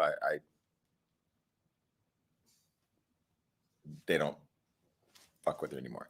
But it was great that she acknowledged all the people that helped contribute to her career. It was also great that she shouted out her fan base, the big terrorist group that I really believe the White House should deem them a terrorist group. I do think the Barbs should be locked up. I think that anybody who makes up lies on the internet to harass people, who are fighting to bring down innocent people or harass young girls or amazing journalists like myself with lies, deserve to go to prison. They deserve to have their accounts disabled. They deserve, I think every Twitter of every Barb should be disabled because they are really a terrorist group. And when I say that, I don't say that, I mean, shout out to the grapejuice.net who wrote a very beautiful story about what I had to say last week. I'm all for fans. I'm a part of the Beehive. I'm a part of the Navy. I'm not Barty Gang. Me and Cardi laugh all the time because every time I get a text, she goes, damn, you're not even Barty Gang. But I do support Cardi. I love Cardi's, her first album, and her songs after were all fire. And I'm a fan of her music. I'm a fan of her come up. So I'm not in Barty Gang because she told me I wasn't. I was kind of offended by that because I thought I was. But anyway, whatever. I think that you can be a fan without being a fanatic. You don't need to be crazy. These are psychopathic children who keep telling me that when they see me, they're going to run up on me. I can't wait until I have to shoot one of y'all in public, because if you run up on me, that's what the fuck's going to happen. Bitch, I'm a concealed weapons carrying holder, and my friend in this room has seen me walking around these streets with my gun because I'm just waiting for y'all to lose your mind, because I'm going to peel that cap. Anyway, so here's the deal. I've been watching what's been unfolding this whole week. And I saw that her fans gave her the award on the stage. And I was on Facebook looking up stuff, and I saw a post on Facebook that had me laughing. Do we have the Facebook post where they said about the fans giving her the award? Where is that at? Post that. They better have that, because I know they have it. Okay. Johnny over there looking for it. The way Nicki's people were looking for that number one. Do you have it? Okay. Nicki Minaj fans present her with the Vanguard Award at the VMAs because no celebrities wanted to, according to sources. Now, listen, I think that was shady. Let's be fair. I think that Nicki intentionally had her fans give her the award because she does love her fans. Her fans do all her dirty work. They do all her bidding. They are a fan group that has done everything but help her go number one before last week. Right? They've done everything but help her win a Grammy. They've done everything but help her make sure her tickets are sold out to all her tours. Her fans are really good about social media, but when it comes to anything outside of that, they're trash. And we know that. And I'm not talking about the Barbs who just love Nicki, because I went out on Sunday night and the whole club was singing Nicki Minaj songs all night long. And she has some dope ass music. So you can't hate on her for that. Anybody that hates on Nicki Minaj's pen or her game, you're just a hater. You can't hate on the music. But I do believe, and I've said this many times, her crown is tilted and her legacy is scarred because she's such a mean girl. And her fans make her even more embarrassing.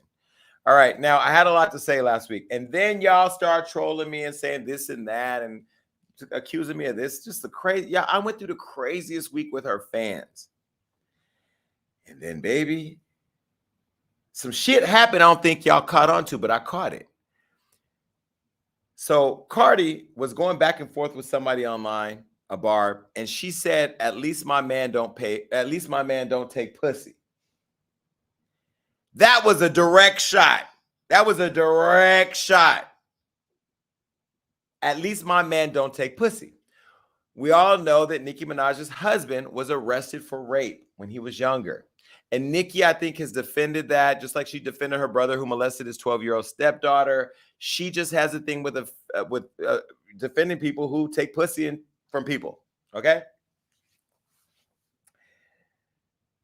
Now, I didn't want to go there because I've said I'm not in the business of the whole Cardi versus Nicki thing, because I was in that shit for so long, y'all, that me and my team said we're not getting in that. But at this point, it's not Cardi versus Nicki. It's just Nicki and her fans Y'all won't let this girl be great. On a week where we should just be celebrating and congratulating her, I got to come here and do the dirty work of addressing what y'all was saying online. And so this show tonight is dedicated to the Barbs. You literally created this next segment. You did.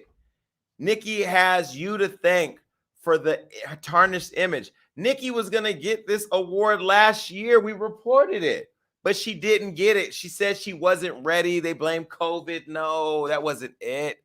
There were issues. And this year they pushed through and she got it. I told you she got a dynamic team who's helping her with her press. And, you know, it is what it is. But I will tell you that you guys made something go viral that I wanted nothing to do with. Now, the Pettys, Kenneth Petty and Nicki Minaj Petty, were trending this weekend. Let me show you a photo of mom and dad. This is Nicki and Kenneth. Now, Kenneth's name in the streets is Zoo. And from what I understand, and speaking to some people, he's a member of the Blood Gang out of New York City. And I know that he is on house arrest right now because he failed to register as a sex offender here in California. And as a result, he was placed on probation, but he's not serving jail time. In the midst of all of that, remember Jennifer Hough, the lady who he raped back in the day and went to prison for raping, went on the Real to say that she had been intimidated by Nicki Minaj and Kenneth for her testimony back when he went to prison. We've been covering this story and reporting on everything. Now, this story of him and this rape goes all the way back to 1994. I was the first one to say, why are we harassing this man who spent his time? He did his time. He's out. Why are we still talking? That was where I first started. Then there were allegations that they were intimidating the woman, Jennifer Hough. Now, Jennifer Hough, if you don't know, back in the day when she was younger, said that Kenny put a knife to her back, forcing her into his home and raping her. Now, Jennifer and Kenny, who are now about 43 years old, were only 16 years old at the time. And they grew up together in Queens, New York. Now, I'm going to say this. It's sad that he was arrested as a young kid for rape at 16, went to prison for, I think, 6 years for raping her, then got out and killed somebody, went back to prison for 10 more years. So he's killed somebody and he raped the girl. And from what I've heard is he's in the streets and he's very well connected and, you know, he can make shit happen. Now, this is why I tell y'all be like, oh my God, are you afraid? Are you worried? No, because the RICO Act and all these laws, I'm going to tell you, I will send them all to prison, sue them civilly. I will, baby, when I tell you, I will do nothing but report on this all day long. If I felt like somebody, if I even hear an inkling of this, I'm doing my job. Just like they do their job, I do my job. Okay. Now, I was the first one to say, let the man live his life. He was 16 years old. He went to prison. He spent his time. He got out. Yeah, he killed somebody. He went to prison for that. He did his time. I mean, killing and raping, that's just a lot. And he's not somebody that I would want over for Thanksgiving. I'd have to report it anyway because he's a sex offender. We may have kids at the house. Not any underage minors that y'all say affluent. Y'all better stop with the pedophile stuff. I report on your girl's brother being a pedophile. I report on her husband being a rapist. And all of a sudden now I'm a pedophile. Y'all don't make no sense. But since you guys want to, since you want to put out things on the internet, it's my job to come and dispel everything that you put out there. Now, let me show you a photo of Jennifer and Kenny side by side. This lady on the left who was crying on the Real is the person who was raped by Kenneth Petty. Kenneth Petty is Nicki Minaj's husband on the right. Okay. Nicki Minaj got into a relationship and ended up marrying and having a child by somebody that she knew had been arrested for rape and murder, but done his time. So that's a choice a grown woman make. I'm not going to criticize that choice. I'll leave that to you. You guys tell me what you think. And I'm not going to criticize him for the crimes he committed because he did his time. You can decide how you want to be petty. Well, now, after the incident, Kenny, who had denied the allegation, was arrested and charged with first-degree rape. But in 1995, he ended up accepting a plea deal, convicting him of first-degree attempted rape, assault in the second degree, and unlawful imprisonment in the second degree, and criminal possession of a weapon. Now, he served 4 2.5 years in prison for that. Okay. And in 2006, he pled guilty to manslaughter after being charged with second-degree murder in the fatal shooting of Lamont Robinson. Now, he served 7 out of 10 years in prison for that. 5 years were on supervised release. Now, from 1994 to 2018, I'm just giving you the timeline, just so you guys know this is the deep dive.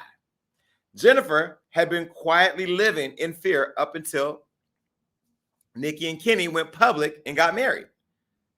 Now, this was around the same time that a woman was severely beaten in her home and said that Kenny and his people had something to do with that. So in 2019, Nicki had faced backlash for marrying somebody who had been convicted of rape. And she claimed that her husband was wrongfully accused. And she went on saying that Jennifer had recanted her statement. So Nicki was under public pressure for having gotten engaged to and marrying a man who had been convicted of rape. Why? Because most of her fan base are women. Most of the brands she works with are women. People who are women do not want to hear that somebody they idolize is marrying or dating somebody who's convicted of rape. Now, clearly her fans, the Barbs, they don't give a fuck because they're focused on the music. They're not focused on character. Whatever.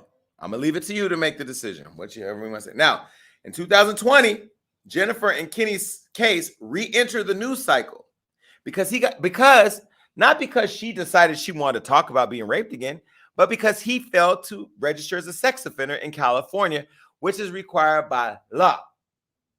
So Jennifer, who was somewhere minding her rape survival business, was drugged back into the public eye because the person who had raped her and was convicted of raping her did not register as a sex offender, which is a law, and was arrested. Now, here's a photo of his mugshot. Okay, this is when he was arrested. Now, last month, I'm just breaking down the timeline because facts are important.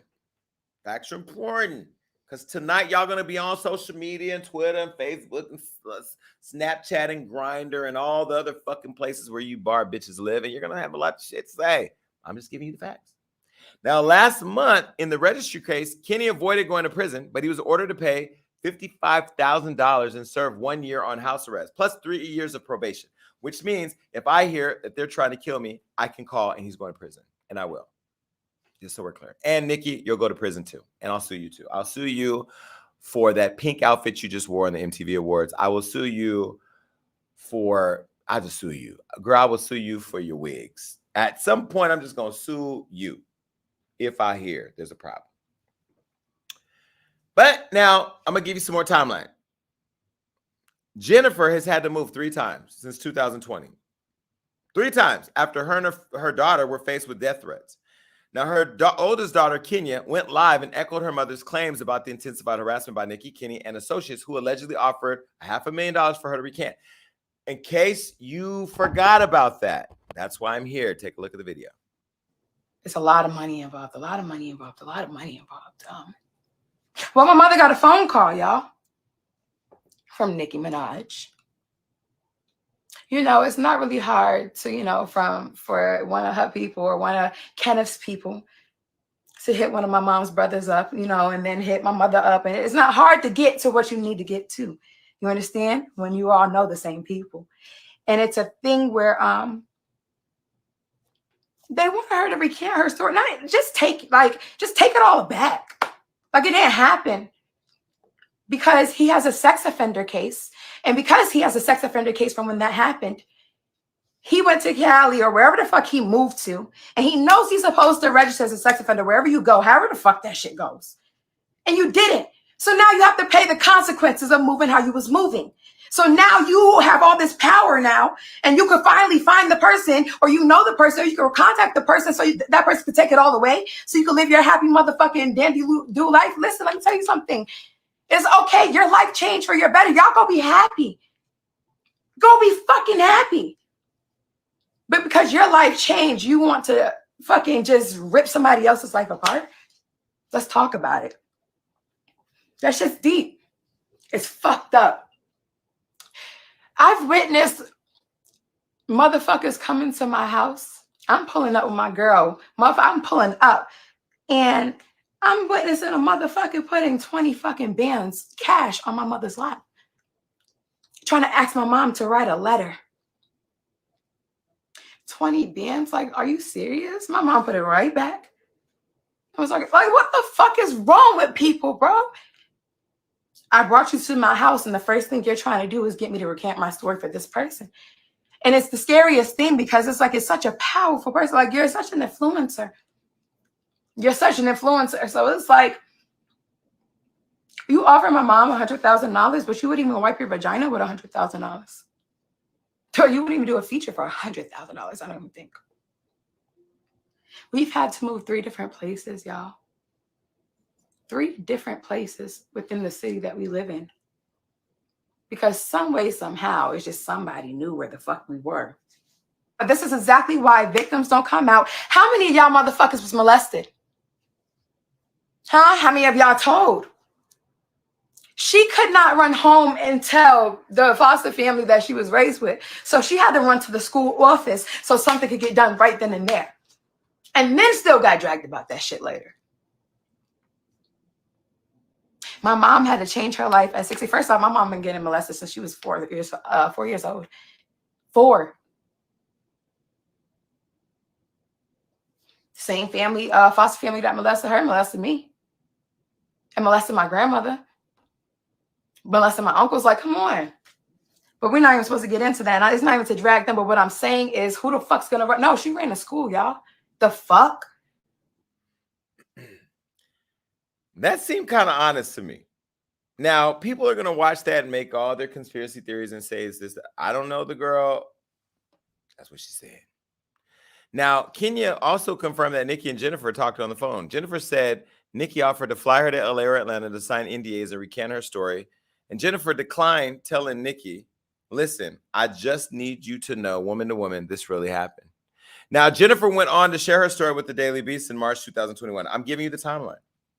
Then in August, she filed a $20 million lawsuit against Nicki and Kenny for, quote, traumatizing her entire life with various intimidation tactics and harassment. A month later, Jennifer, for the first time, and I remember where I was when I saw it, she did her first live interview with The Real. And she was by Tyrone Blackburn, who I know personally. And she said that she was tired of being afraid and addressed claims of recanting. This is an audio of what she said on The Real in her own words. Listen. Jennifer, I know this is not an easy thing for you to do, so we're going to take our time. After being silent for so long, why are you here speaking up today? I'm tired of being afraid. I feel like the actions that were taken in regards to this whole situation have put me in a different type of fear at my age now, and it was wrong, and I don't want to be afraid anymore. So the only way not to be afraid is to continue to speak up. I was forced to go up to the courthouse on his court date. I wasn't supposed to be there. They had me hiding on the steps. They, meaning my family, had me on the stairwell waiting for his court to come up. And it just so happened that the district attorney took the steps that day. And she seen me and she asked me, Jennifer, what are you doing here? And because my back was to my family, I was able to tell her that they were trying to force me to drop the charges. So when it came time for court, I believe the judge might have asked a question, and I stood up in court and I just blurted out, I want to drop the charges. I never said it didn't happen. I just said, I want to drop the charges. And the judge said, take it to the DA. And they told me to leave. You know, like district attorney told me I had nothing to worry about. And I went home. And shortly after that, I left the state of New York. Now, in January 2022, this year, Jennifer dropped Nicki Minaj from her lawsuit. Now, her attorney, Tyrone, said that the case against Nicki was voluntarily dismissed and the case against Kenneth Petty is still ongoing, and to stay tuned. Now, I don't know what is happening in the legal world. And I talked to Tyrone the other day, and I told Tyrone I wanted to talk to Jennifer. And he said Jennifer's not doing interviews right now because she's going through this lawsuit. But then she was on YouTube talking to a YouTuber.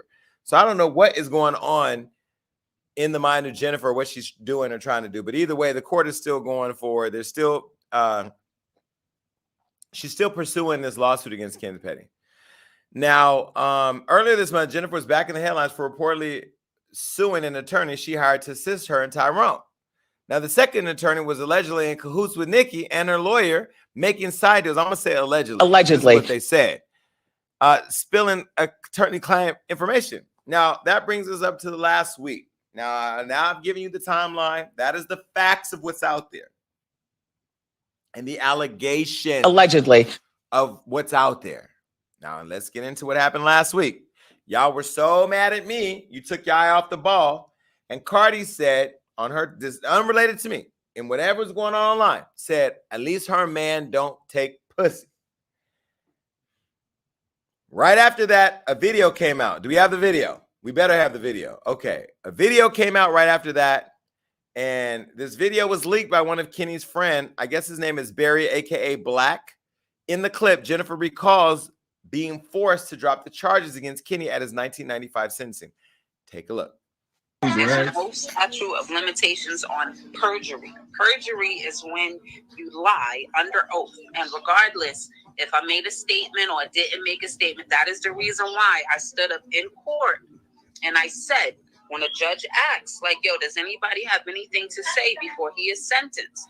I stood up and I said, Your Honor, I'm the person who pressed the charges. I would like to drop the charges. I made a huge mistake. Wow. This was like, I'm in court in front of his family, in front of friends, in front of everybody, like whatever. And they was like, take it to the DA. And nobody wanted to hear shit. Because he probably didn't have a paid lawyer at that time. You know it's statute of limitation.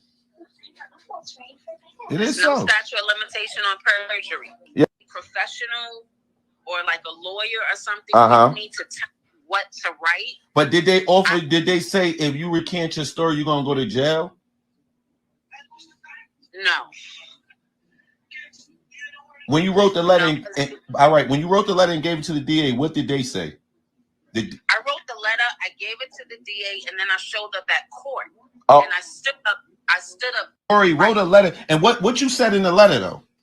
That was That I was pressured to press charges against him, and that I wanted to drop the charges.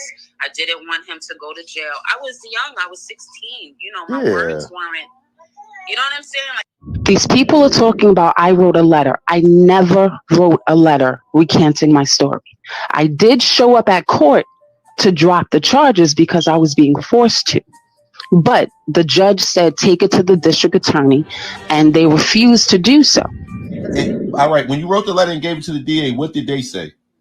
I wrote the letter, I gave it to the DA. I wrote the letter, I gave it to the DA. I wrote the letter, I gave it to the DA. I never wrote a letter recanting my story. The judge specifically said, take it to the DA. And everybody looked at the DA, and the DA shook her head like, it's not happening. Like, Oh, because they didn't want you. They didn't want you to go to court because. Many reactions. One, y'all shouldn't be defending nobody who raped nobody unless somehow you tricked yourself into believing that the person just really didn't do it. And we're going to get to that. Now, I'm going to say this. I'm trying to say this all very calmly because I think sometimes my delivery makes y'all forget or not hear what's saying. We just heard Jennifer admit to being forced to drop the charges in her interview on The Real. Now, Jennifer's attorney, Blackburn, also texted me. Now, this is not hearsay. This is me texting Tyrone. Tyrone texting me back, responding to the video that you just saw. I could look at the video and tell that it was heavily edited. Now, I run a media company. We edit videos. That looked edited. And this is the sad part. To all the women out there watching, all the people who've been molested like me or who have been taken advantage of sexually, to turn around and become victimized all again when weaponizing sex against you is also triggering and traumatizing. For me to having been molested, to go online and have the barbs come for me and accuse me of the things that their queen's husband has done is very triggering. So they're continuing to create more trauma on the victims, which is what they did to Jennifer. Now, I don't know. This came out of nowhere, right? But it came right after Cardi said what she said.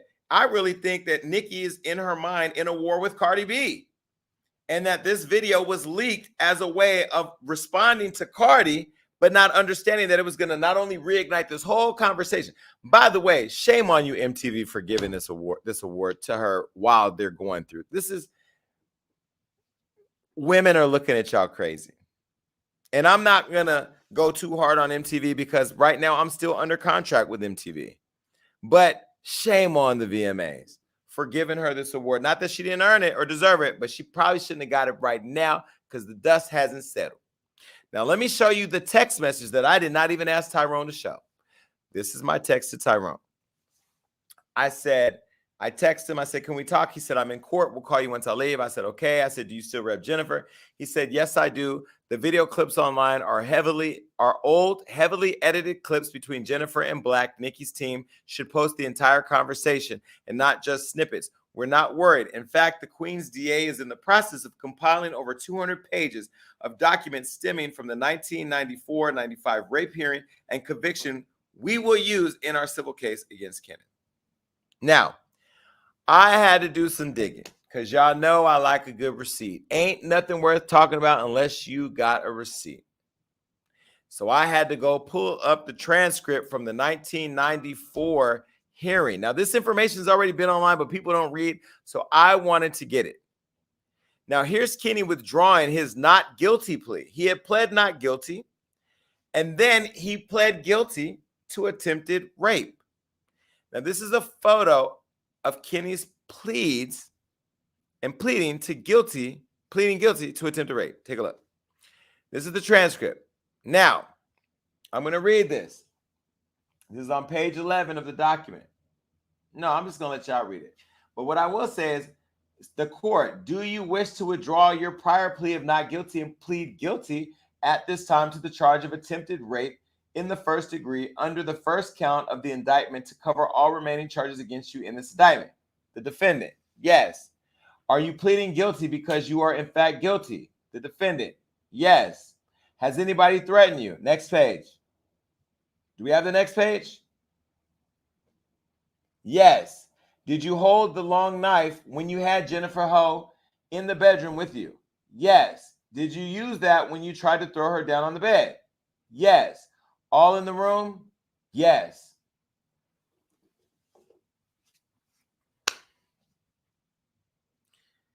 Now, here he is admitting. Do we have the admitting to raping? Okay, go ahead. Attempting to rape her? Go ahead, post that.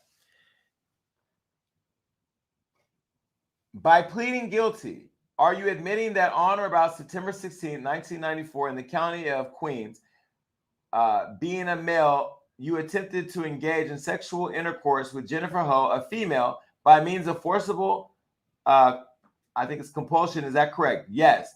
Now, where did this take place? He said the address. What's located at the address? My grandmother's house. And were you there with, he interrupted, said my grandmother and Jennifer. Were you in the room alone with her? Yes. What did you attempt to do on that occasion? I attempted to rape her. And how did you attempt to do that? By having sex with her. Okay. Well, you just told me that you attempted to have sexual intercourse with her by means of forcible compulsion. And could you tell me what it is that you did, that you attempted to do that involved forcible on your part? I grabbed her and threw her on the bed and tried to rape her. Do we have another slide? No.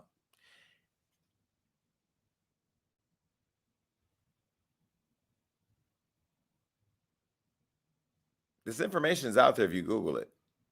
I just don't understand why we're still victimizing this woman.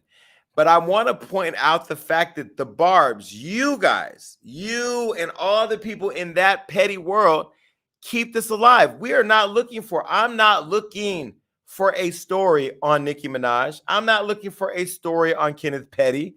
I do not want to think about these people. I am happy. My life is abundant.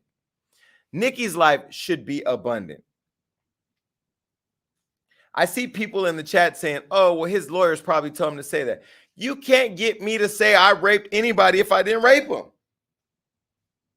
Would you? No, would you? No normal person is going to say I raped somebody if they didn't. I'm gonna tell you something. If I got charged with something I know I didn't do, bitch, I'm going all the way down with the truth, regardless of what happens. I'm gonna stand in my truth. See, the problem with cancel culture is we're afraid to defend ourselves. We're afraid to say that never happened. I'm not, because you can't cancel me. I turned the lights on. I turned the lights off. Today, I went and put a big ass check in my account. I signed my own check. So I'm a little different, but that's why I want to be the person that eradicates cancel culture. I'm not saying Nicki needs to be canceled. I'm gonna leave that to y'all. I'm not saying Kenneth needs to be canceled. I feel at this point, when they sue her, if they're found guilty for intimidating her, they should go to prison. They should go to prison, because this is crazy. This is crazy. You read in the documents on your own that he said he attempted to rape her, put a knife to her back at 16. Then he got out after serving time and went back to prison for killing somebody. Okay, he did his time. Should we forget about it? That's up to you. I ain't thinking about him. I ain't thinking about R. Kelly. I ain't thinking about none of these people that do these acts. Now, if in his mind, he believed he was coerced to take a plea for something that never happened to avoid more time, that's his belief. But that's not what the facts say. The facts say you did it. Somebody in the comments said Central Park 5. Stop it. Stop it. Stop. Because you have the victim saying that he did it, and she's suing him, saying that you're trying to force me to say I didn't do it. You all are still pathetic. A week later, you're still pathetic. A week later, you're still sick. A week later, you're still terrorists. A week later, y'all still ain't gonna do shit. And a week later, Nicki Minaj should be held accountable for everything her fans do, because she puts a battery in their back and she gaslights them into doing this dumb shit. And Jennifer, stay off of YouTube, because when you go do these random ass interviews out of nowhere with YouTubers just because, you look crazy. And that does make people go, wait, she ain't stable. I'm not saying I say that, but I'm just saying maybe some people think that. I want to know what you think. I'm done talking about this topic. Let's just get to it.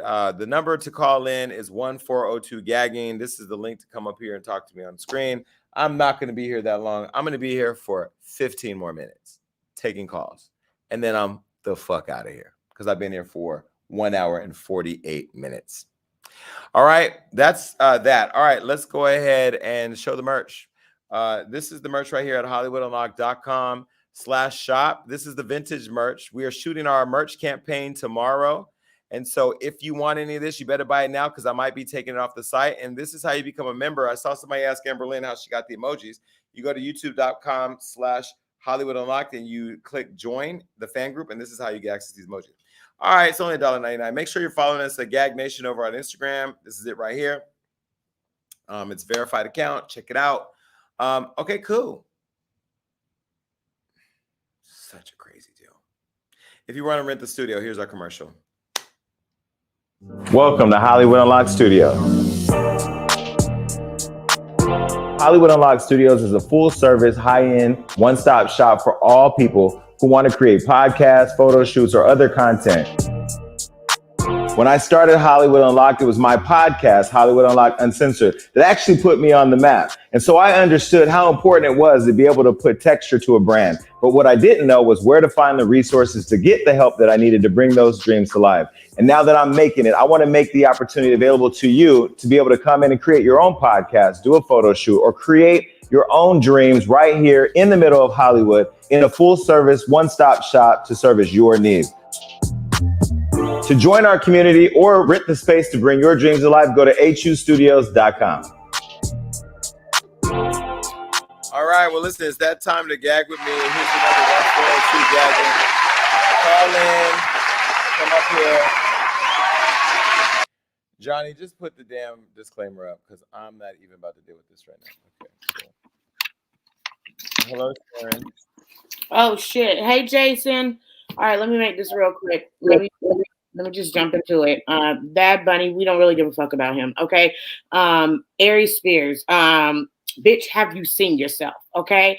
You said state facts, so here we go. Facts. You said that you had to put on your New York hat for this situation. Bitch, you should have put on a motherfucking shirt. Fact. You shouldn't be talking about health when you look like you and sound like you smoke 3 packs of Newports a motherfucking day. Fact. You look like shit, sound like shit, and probably smell like shit.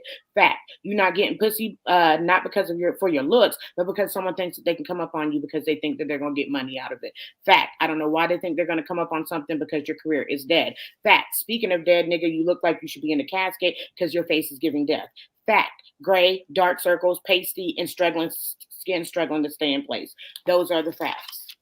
I can't believe that nigga tried to come for Lizzo. Apollo, this is clout chasing at its finest, and believe me, I do know about clout chasing. Apollo, you wasn't arm candy, eye candy. Stay in your place. We know that you weren't known for your brain, obviously, because you got caught, nigga, and ended up in jail for 8 motherfucking years. Andy, if you want better ratings, bring Nene and Phaedra back. The show was lackluster. Having Apollo on the show just makes it continue to lack. Okay. Ari Fletcher and Moneybagg Yo. All of this breakup and makeup shit, I can't take. We get enough of that with Blue and Krishan.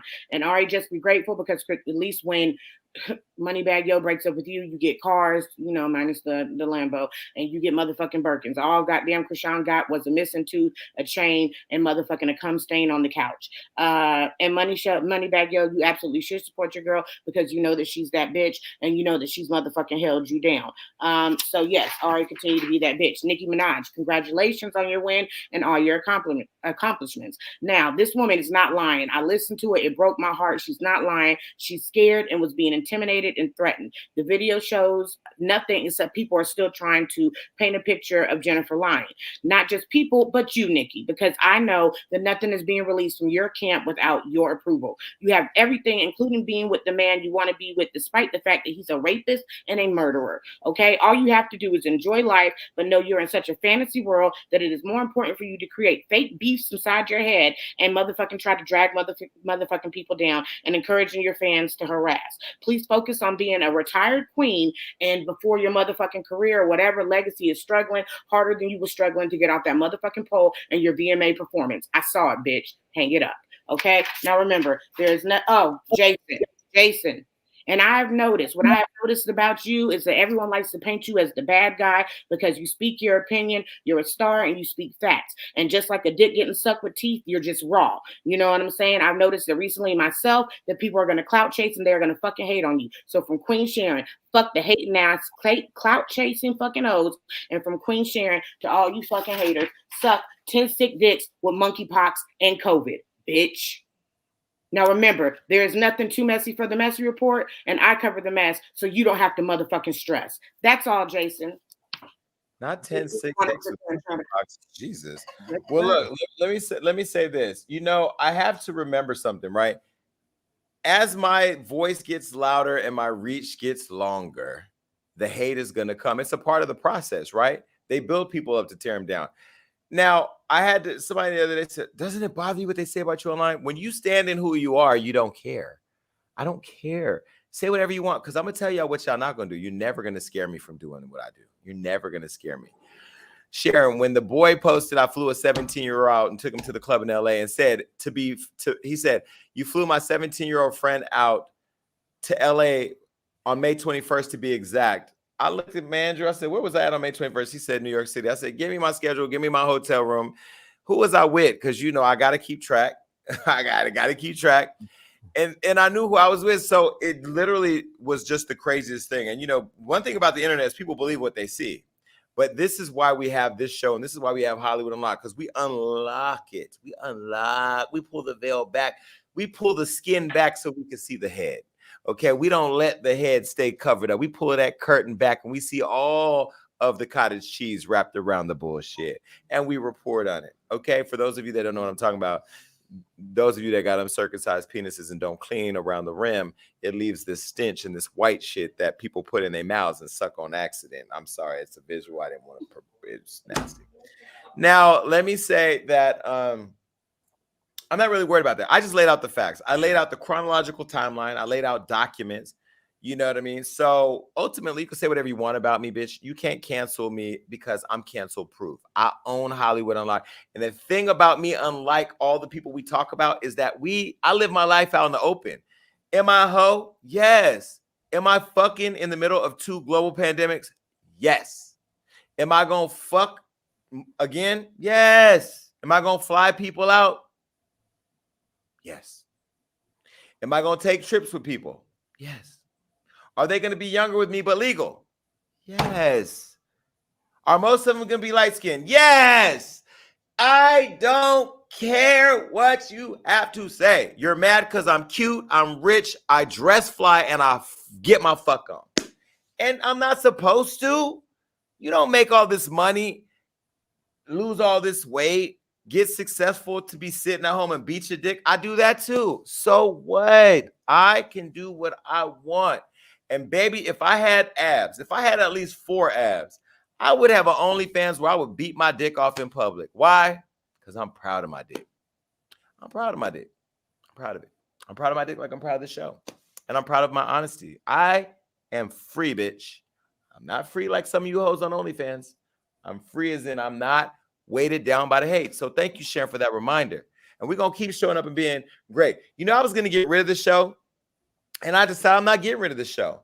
So when I launched my new show, The Jason Lee Show, we're going to just change the formatting where we come here to talk about all the tea and interview stuff that lands on that show, because this show will be yours, where you all tell me what you think and what you feel, and we're going to break it down.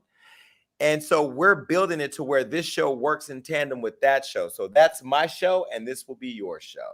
So this show will continue to be.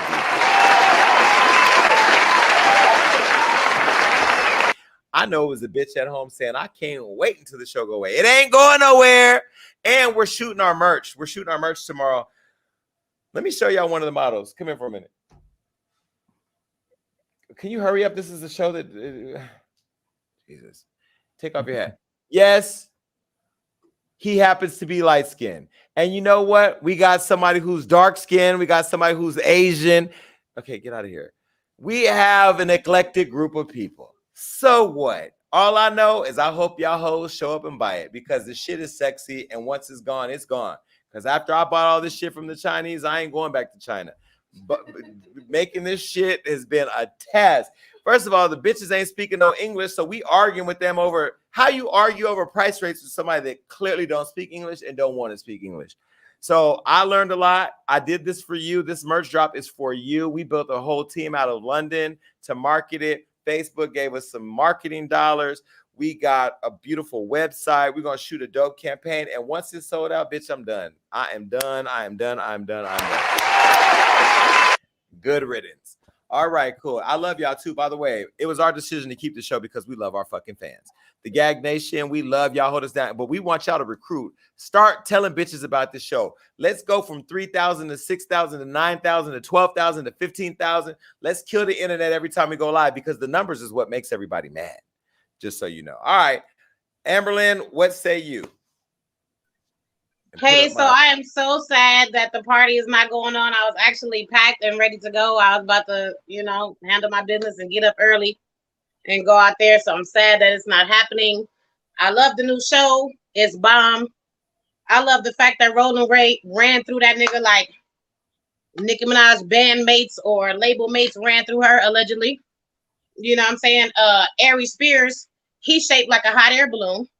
Okay, he looked like a pregnant plumber. He need to go sit the fuck down. Don't ever disrespect Lizzo, okay? Nicki Minaj, you're 2 for 2. At this point, birds of a feather. Women abuse kids too. I was molested by a woman. I said that before. Women abuse too. At this point, you're caping for your brother. Now that's blood. I can't even speak on that because blood is blood. You got to cape for your blood. But your husband, you ain't just laying with this nigga. You ain't just having a baby with this nigga. You done married this nigga. You done tied your whole legacy to him. So birds of a feather. At this point, evidently, you must be allegedly having, relations with kids too, if you're going to co-sign it. And I understand, people, they do their thing. They commit crimes. They do their time. Whoop-de-whoop. But pedophiles, rapists, murderers, they don't just stop. I have never once, in as many fucking Fatal Attractions and Forensic Files and First 48s that I watch on the daily, because I go to sleep to the shit. Please believe it, okay? That I done watch, I have never heard of a murderer could get out of prison after doing their time and just be good. No, they get out, murder, and then go back to prison or get killed trying to murder somebody or all of that. It's never, they reoffend. This is a control thing. They want to control. It's not about, having the baddest chick. They want to control the baddest chick. They want that chick to cry and scream, and that makes their dick hard. You know what I'm saying? So I don't feel any sympathy for this nigga. Like, I don't feel sympathy for her nigga.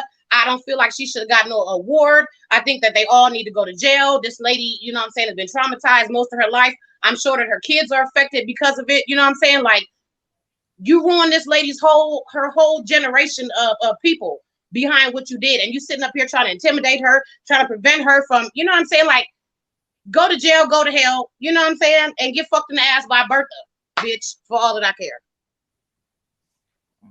Not And that's Bertha. it. That's all. Oh, that ended differently than I expected. All right, Jameer. Okay. What's up, Jason? So I want to talk about Jason and Aries Spears. So first thing, Aries Spears really got the game fucked up. That nigga looked like a fucking sloth with that raggedy ass fucking New York fitted cap that he had on. And the funny thing, Jason, everything that he described himself to be is what Lizzo is. Lizzo is confident. Lizzo has sex appeal. And the difference between someone like an Aries Spears and a Biggie Smalls, at least Biggie knew he was fucking ugly. You feel me? At least he knew he was ugly. Aries Spears, there is beauty in the truth. You might not think you ugly, but my nigga, you ugly. And I don't even like to tell niggas they ugly, but you ugly, my nigga. You look unhealthy. And what you said was ugly. So even if you don't think you're physically ugly, you're ugly all around because of your comments, my nigga. So Aries Spears, let that sink in and get some fucking help. And check your blood sugar because it look a little low. Next, the only thing I want. Wait. Why did Biggie have to take a bullet? Like, he's already dead. Because Biggie admitted in one of his songs that he was ugly. Chicks used to diss me, now they want to kiss me. Like, at least he knew he was ugly. You feel me? Like, when you know you ugly, I feel like that make girls probably want to fuck you more because you know you ugly. But when you act like you ain't ugly, that's ugly. Let's just let the dead rest. Go ahead. Next topic. Okay. And then just Nicki Minaj. The only thing I want to say about Nicki Minaj is I agree with everything that you said about, you know, everything with the case and everything, but I wanted to, like, with her Video Vanguard Award, Jason, I do think she deserved it, but why did it feel like a lonely celebration? Almost like a one-woman show, you know? Where was all of her peers, like the people that she named, even Young Money people? Like, I didn't see any of that. And no, I'm not talking about Taylor Swift. We don't want to see her. You know, where is the people from the culture? And I guess the Barb's giving her the award. I guess that was thoughtful. But where is all these bitches that's her sons? I had some names down, but I'm not gonna say the names. But you know, the people like Bia. Names. All right, the people like Bia or Malibu Mix. Wait. I gotta address something. Okay, so Bia called me last week. She was upset. She texted me and told me I was lame as fuck for talking about her on the show. I called her. She was in her feelings. She was upset. I liked Bia. She unfollowed me. I've unfollowed her. We're not reporting on her. She said I talked about her on the show for clicks because I needed her for clicks. I told her we don't get clicks from her. I do want her to be successful. I wish her the most success. She was she felt like me talking about her on the show was wrong because she said she admired me. She respected me and I respected her. I thought we were cool. What I was saying to her was in the show, I felt, and what I said at the time was I felt that her energy changed when she did the song with Nicki. She went back over her text and DM. She said she missed a couple messages and she doesn't know how I read it that way. But that's when somebody's calling you all the time, or not calling you, but DMing you all the time or texting you. And then that's the energy. And then all of a sudden the energy changed and they say, oh, I'm just so busy. You're never that busy for what matters because she wasn't that busy to call me that day. But I even said, look, if I got it wrong, I apologize. Let's start over. Let's be cool. She kept going on, kept being upset. I thought we were cool getting off the phone. My team told us she unfollowed us. We've now unfollowed her, so we are no longer talking about Bia over at Hollywood Unlocked. She said if I wanted her on my show, we could have called her manager. She didn't send us her manager's information. I'm going to always stay true to my audience. I'm going to always be honest with my audience. I don't know what to think about that exchange. She was upset. She had me on speakerphone, which means she was probably recording me. It was probably a moment she needed to show somebody that she called me lame as fuck. I don't know. I liked Bia. I wanted Bia to be on the show. Like I told her, we invited her on the show to support her and to promote her because I was so happy for her because she was finally getting the acknowledgement that she deserves. She's beautiful. The song that she did with Russ, I like. The song that she came out with, I liked. I like that she did Savage Fenty with Rihanna and that she was doing her thing. But, you know, people have to remember something. Y'all be mad at us, But once we all stop talking about you, once the three of us stop talking about you, ain't nobody gonna look for you no more. Because ultimately, the people in mainstream follow what we're talking about until you cross all the way over, and then they're talking about you. And, you know, it's one of those things where I said to her, Bia, do you want us to stop talking about you? Do you want us to stop writing about you? She didn't say yes.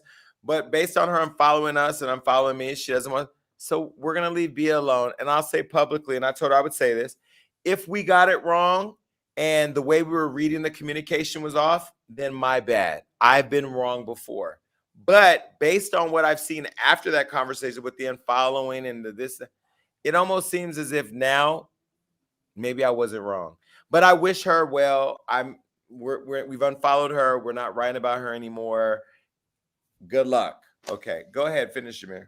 Yeah, so yeah, I sentiment everything you say, but yeah, just the people that you know claim that she inspired them. It'd have been good to see people like that give her the award. You know, Cardi B presented Missy Elliott with her Vanguard Award, and she even admitted that she was inspired by Missy Elliott. You know, so this Vanguard Award for Nicki, it just seemed like it just went by so fast. Like the biggest moment from VMAs is Bad Bunny, but I just want to make more classic music as she go on, and I wish the best for Nicki, and just hope she get her personal life together. That's all, Jason. Great. Let's take some phone calls really quick because we're about to get out of here. Hello? Hello. Yes. Hey, Jason. Hey, Jason. Hi. Hi. Listen, so I wanted to talk about what you were just talking about with Zoo, right? See, everything that you just presented is like so old news.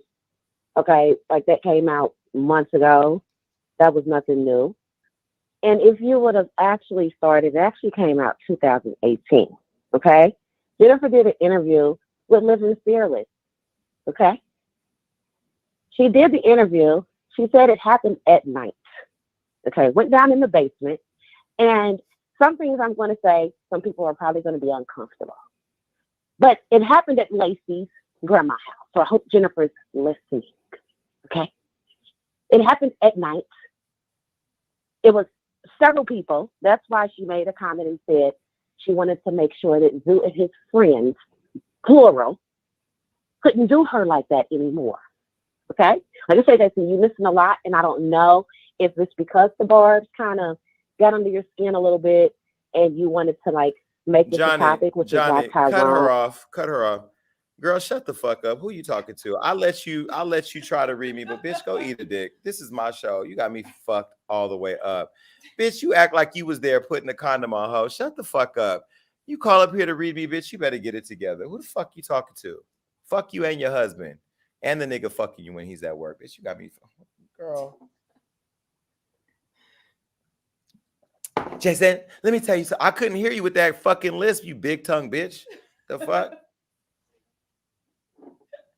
They told Jesus to hold his mule, hold your tongue, ho. The fuck?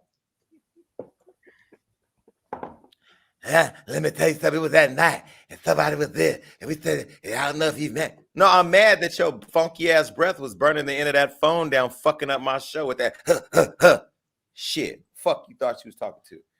This ain't no motherfucking democracy. This is gagging. Next caller.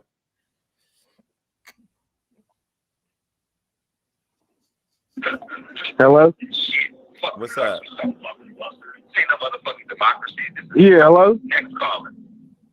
Hello? Yes, hello. Hang up. Deaf motherfucker, do you not hear? Mute your goddamn shit and stop listening to the show. You want to be in the show, you want to be on the phone. Hello, hello, hello, hello, hello. You sound like the fucking barbs. Hello, hello. You and that fucking cricket. Fix your phone, nigga. Next call.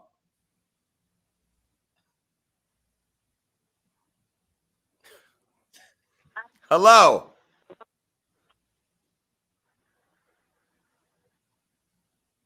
Hello. Hello. Hey, Jason, can you hear me? Yes.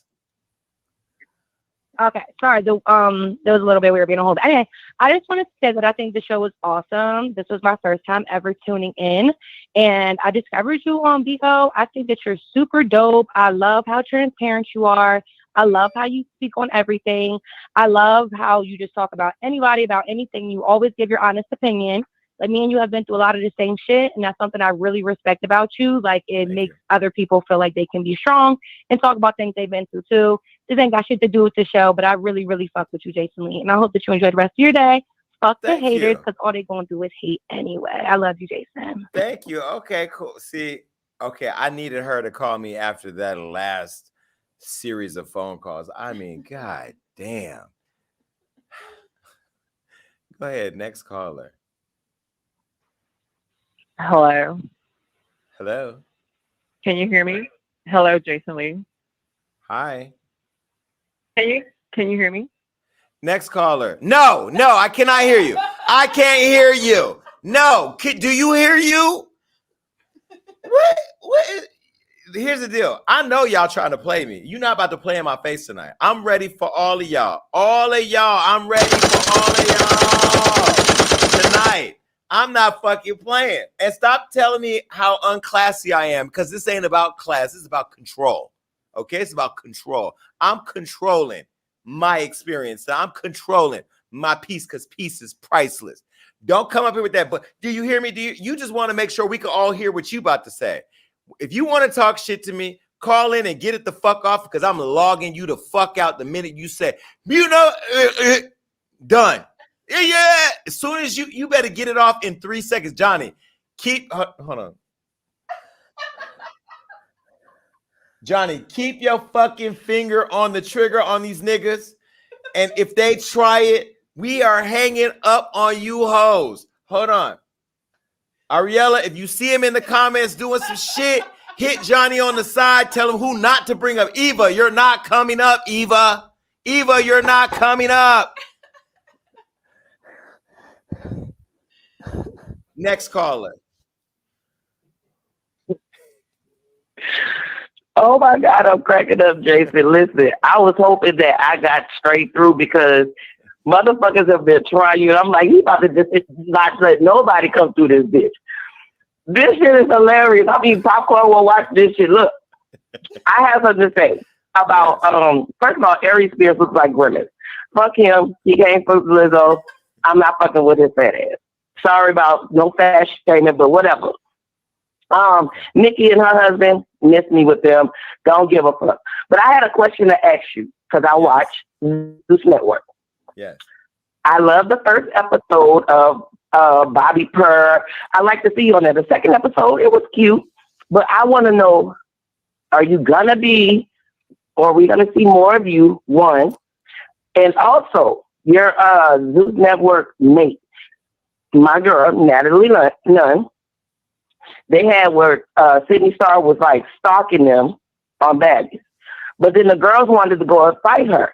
Now they show on next episode, one of the girls' persuasion want to go and fight her. Now if Sydney Star whoop her ass and drag her, would she be wrong for whooping her ass and dragging her? Because the first thing they're going to try to say is, oh, she's a man, she's this, that, and the third. When really, bitch, you went in there and you tried to fight her. But I wanted to also say, hey, Sharon, Jameer, and oh my God, Amberlynn, you look so beautiful. You look amazing. Like, for real. Okay. And so I just wanted to ask, are we going to see more of you on? Thank you for that. Let me answer that, because I'm glad you asked that question.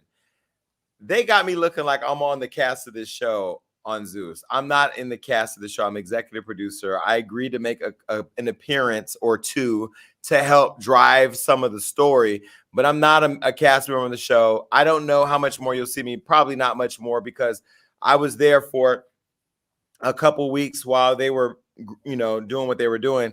But baby, I was trying to stay the hell out the way, because that show is a mess. I will say I love the show and I'm very happy with it. The second episode I thought was very entertaining, and next episode is going to be wild. But no, I'm not a reality star. I will never be back on another reality show unless it is the Jason Lee reality show, which, by the way, I am in conversation with somebody about creating my own reality show, because between Rico trying to speak English, Johnny fucking up and being a big old nigga and just all the drama, my dogs, the niggas, the weight, the this, the that, just the pressure of being the king of the internet. Yes, I'm gonna do my own show. Now, what was the other thing she said? Oh, Natalie. No, I think that if you're a female and you run up on a man or a trans woman or whatever, and you get in a fight, it is what it is. I feel like I know women who beat up men, and I know men who fight women. I'm not saying it's right or wrong. I'm saying it is what it is. I'm not a product of that community because I ain't in the show. I ain't watching the show. I have nothing to do with the show. But shout out to Trina. It was just announced that she's hosting the Baddies of the South reunion. So congratulations to Trina. I think she deserves it. All right, next caller.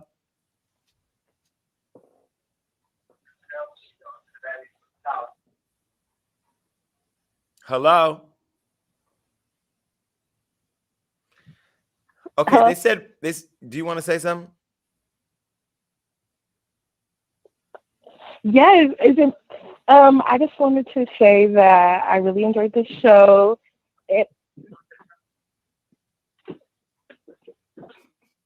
Go ahead and hang up on her. I don't trust it. Sorry. Thank you. I'm glad you enjoyed the show too, but you got to go. I'm sorry.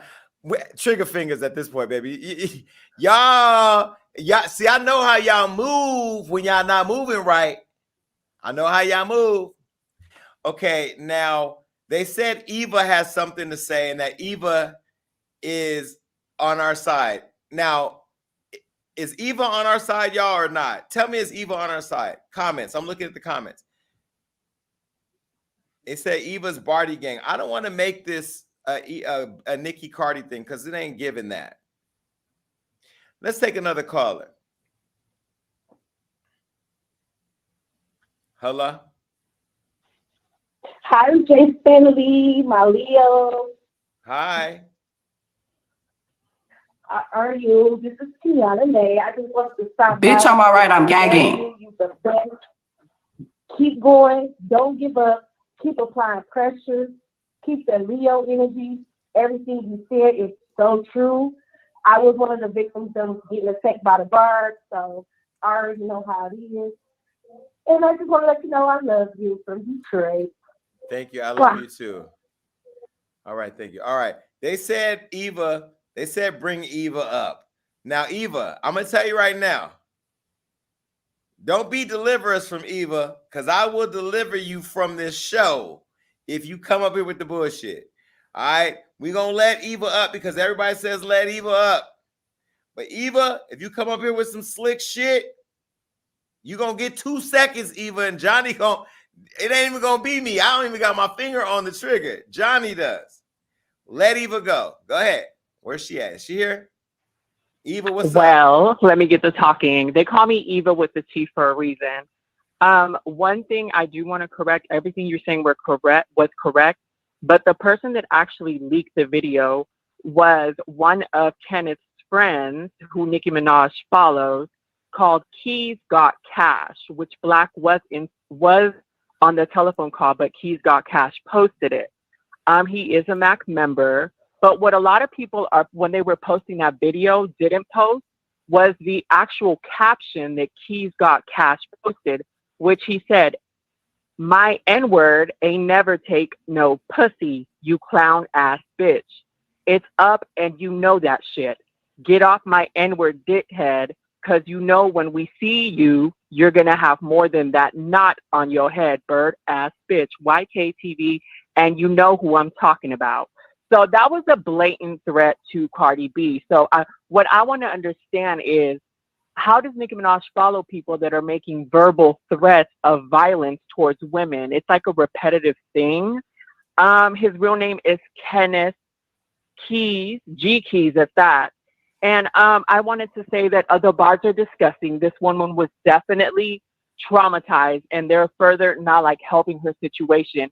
I also want to say congratulations to Nicki. You finally got a Vanguard Award. But I do want to say you also made it. I want to congratulate you on your #1, your Vanguard Award, but you also broke the record for being on the most sex offenders list for a female rapper. I understand you're bitter, and you manifested that marriage because you got back. Oh, we didn't hang up on her. Her call dropped. Eva, we want you to keep coming back to the show. Because Eva had all the receipts. Eva with the T. She needs to follow the messy report. That was.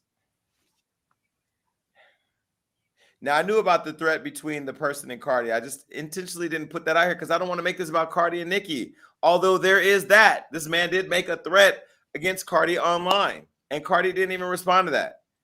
We need Eva to call back. Eva, did your phone unplug? What happened? Okay, she back? Okay. Hey, Eva. Eva to call back.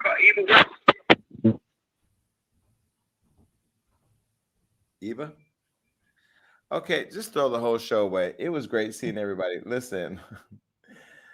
Oh, God. Bye, Amberlynn. Okay, listen, y'all. It's thoughts and prayers for me. I can't.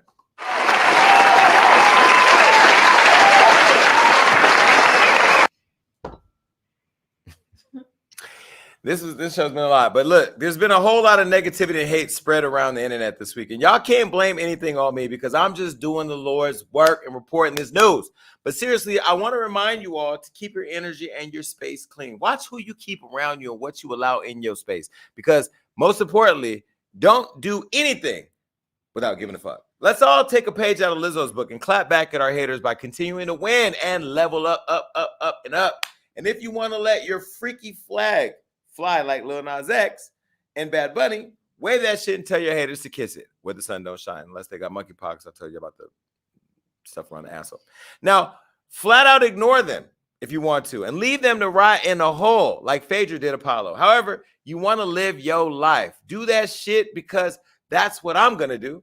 To the Barbs, there's a real special, hot, and cozy place. And I ain't talking about Beyonce. For all y'all. And to y'all's leader, the truth shall set you free. You and your husband. And the hot seat is still here whenever you're ready. So until then, I'm going to keep on keeping a close eye on all of y'all to see how this plays out. And I'll be over on Twitter. I ain't going to Twitter Spaces, though, because I didn't have a good experience my first time. All right, listen, that's it for this episode of Gagging. We're back at it. Am I back at it next week? Let me see. Hold on. I'm not here, right? Nope, I'm not here next week. I'll be the week after that. But either way, make sure that you are following me on all social media. I'm on YouTube, Instagram, Facebook. You can also go to HollywoodUnlocked.com and subscribe to our weekly newsletter. But also, this is a podcast as much as it's a live show. So make sure you're streaming us everywhere. All right, look, and here's my number. If you want to text me after the show, 310-388-6463. That is my number. Text me right now, okay? Until then, it's getting hot in here, and I'm out. Peace.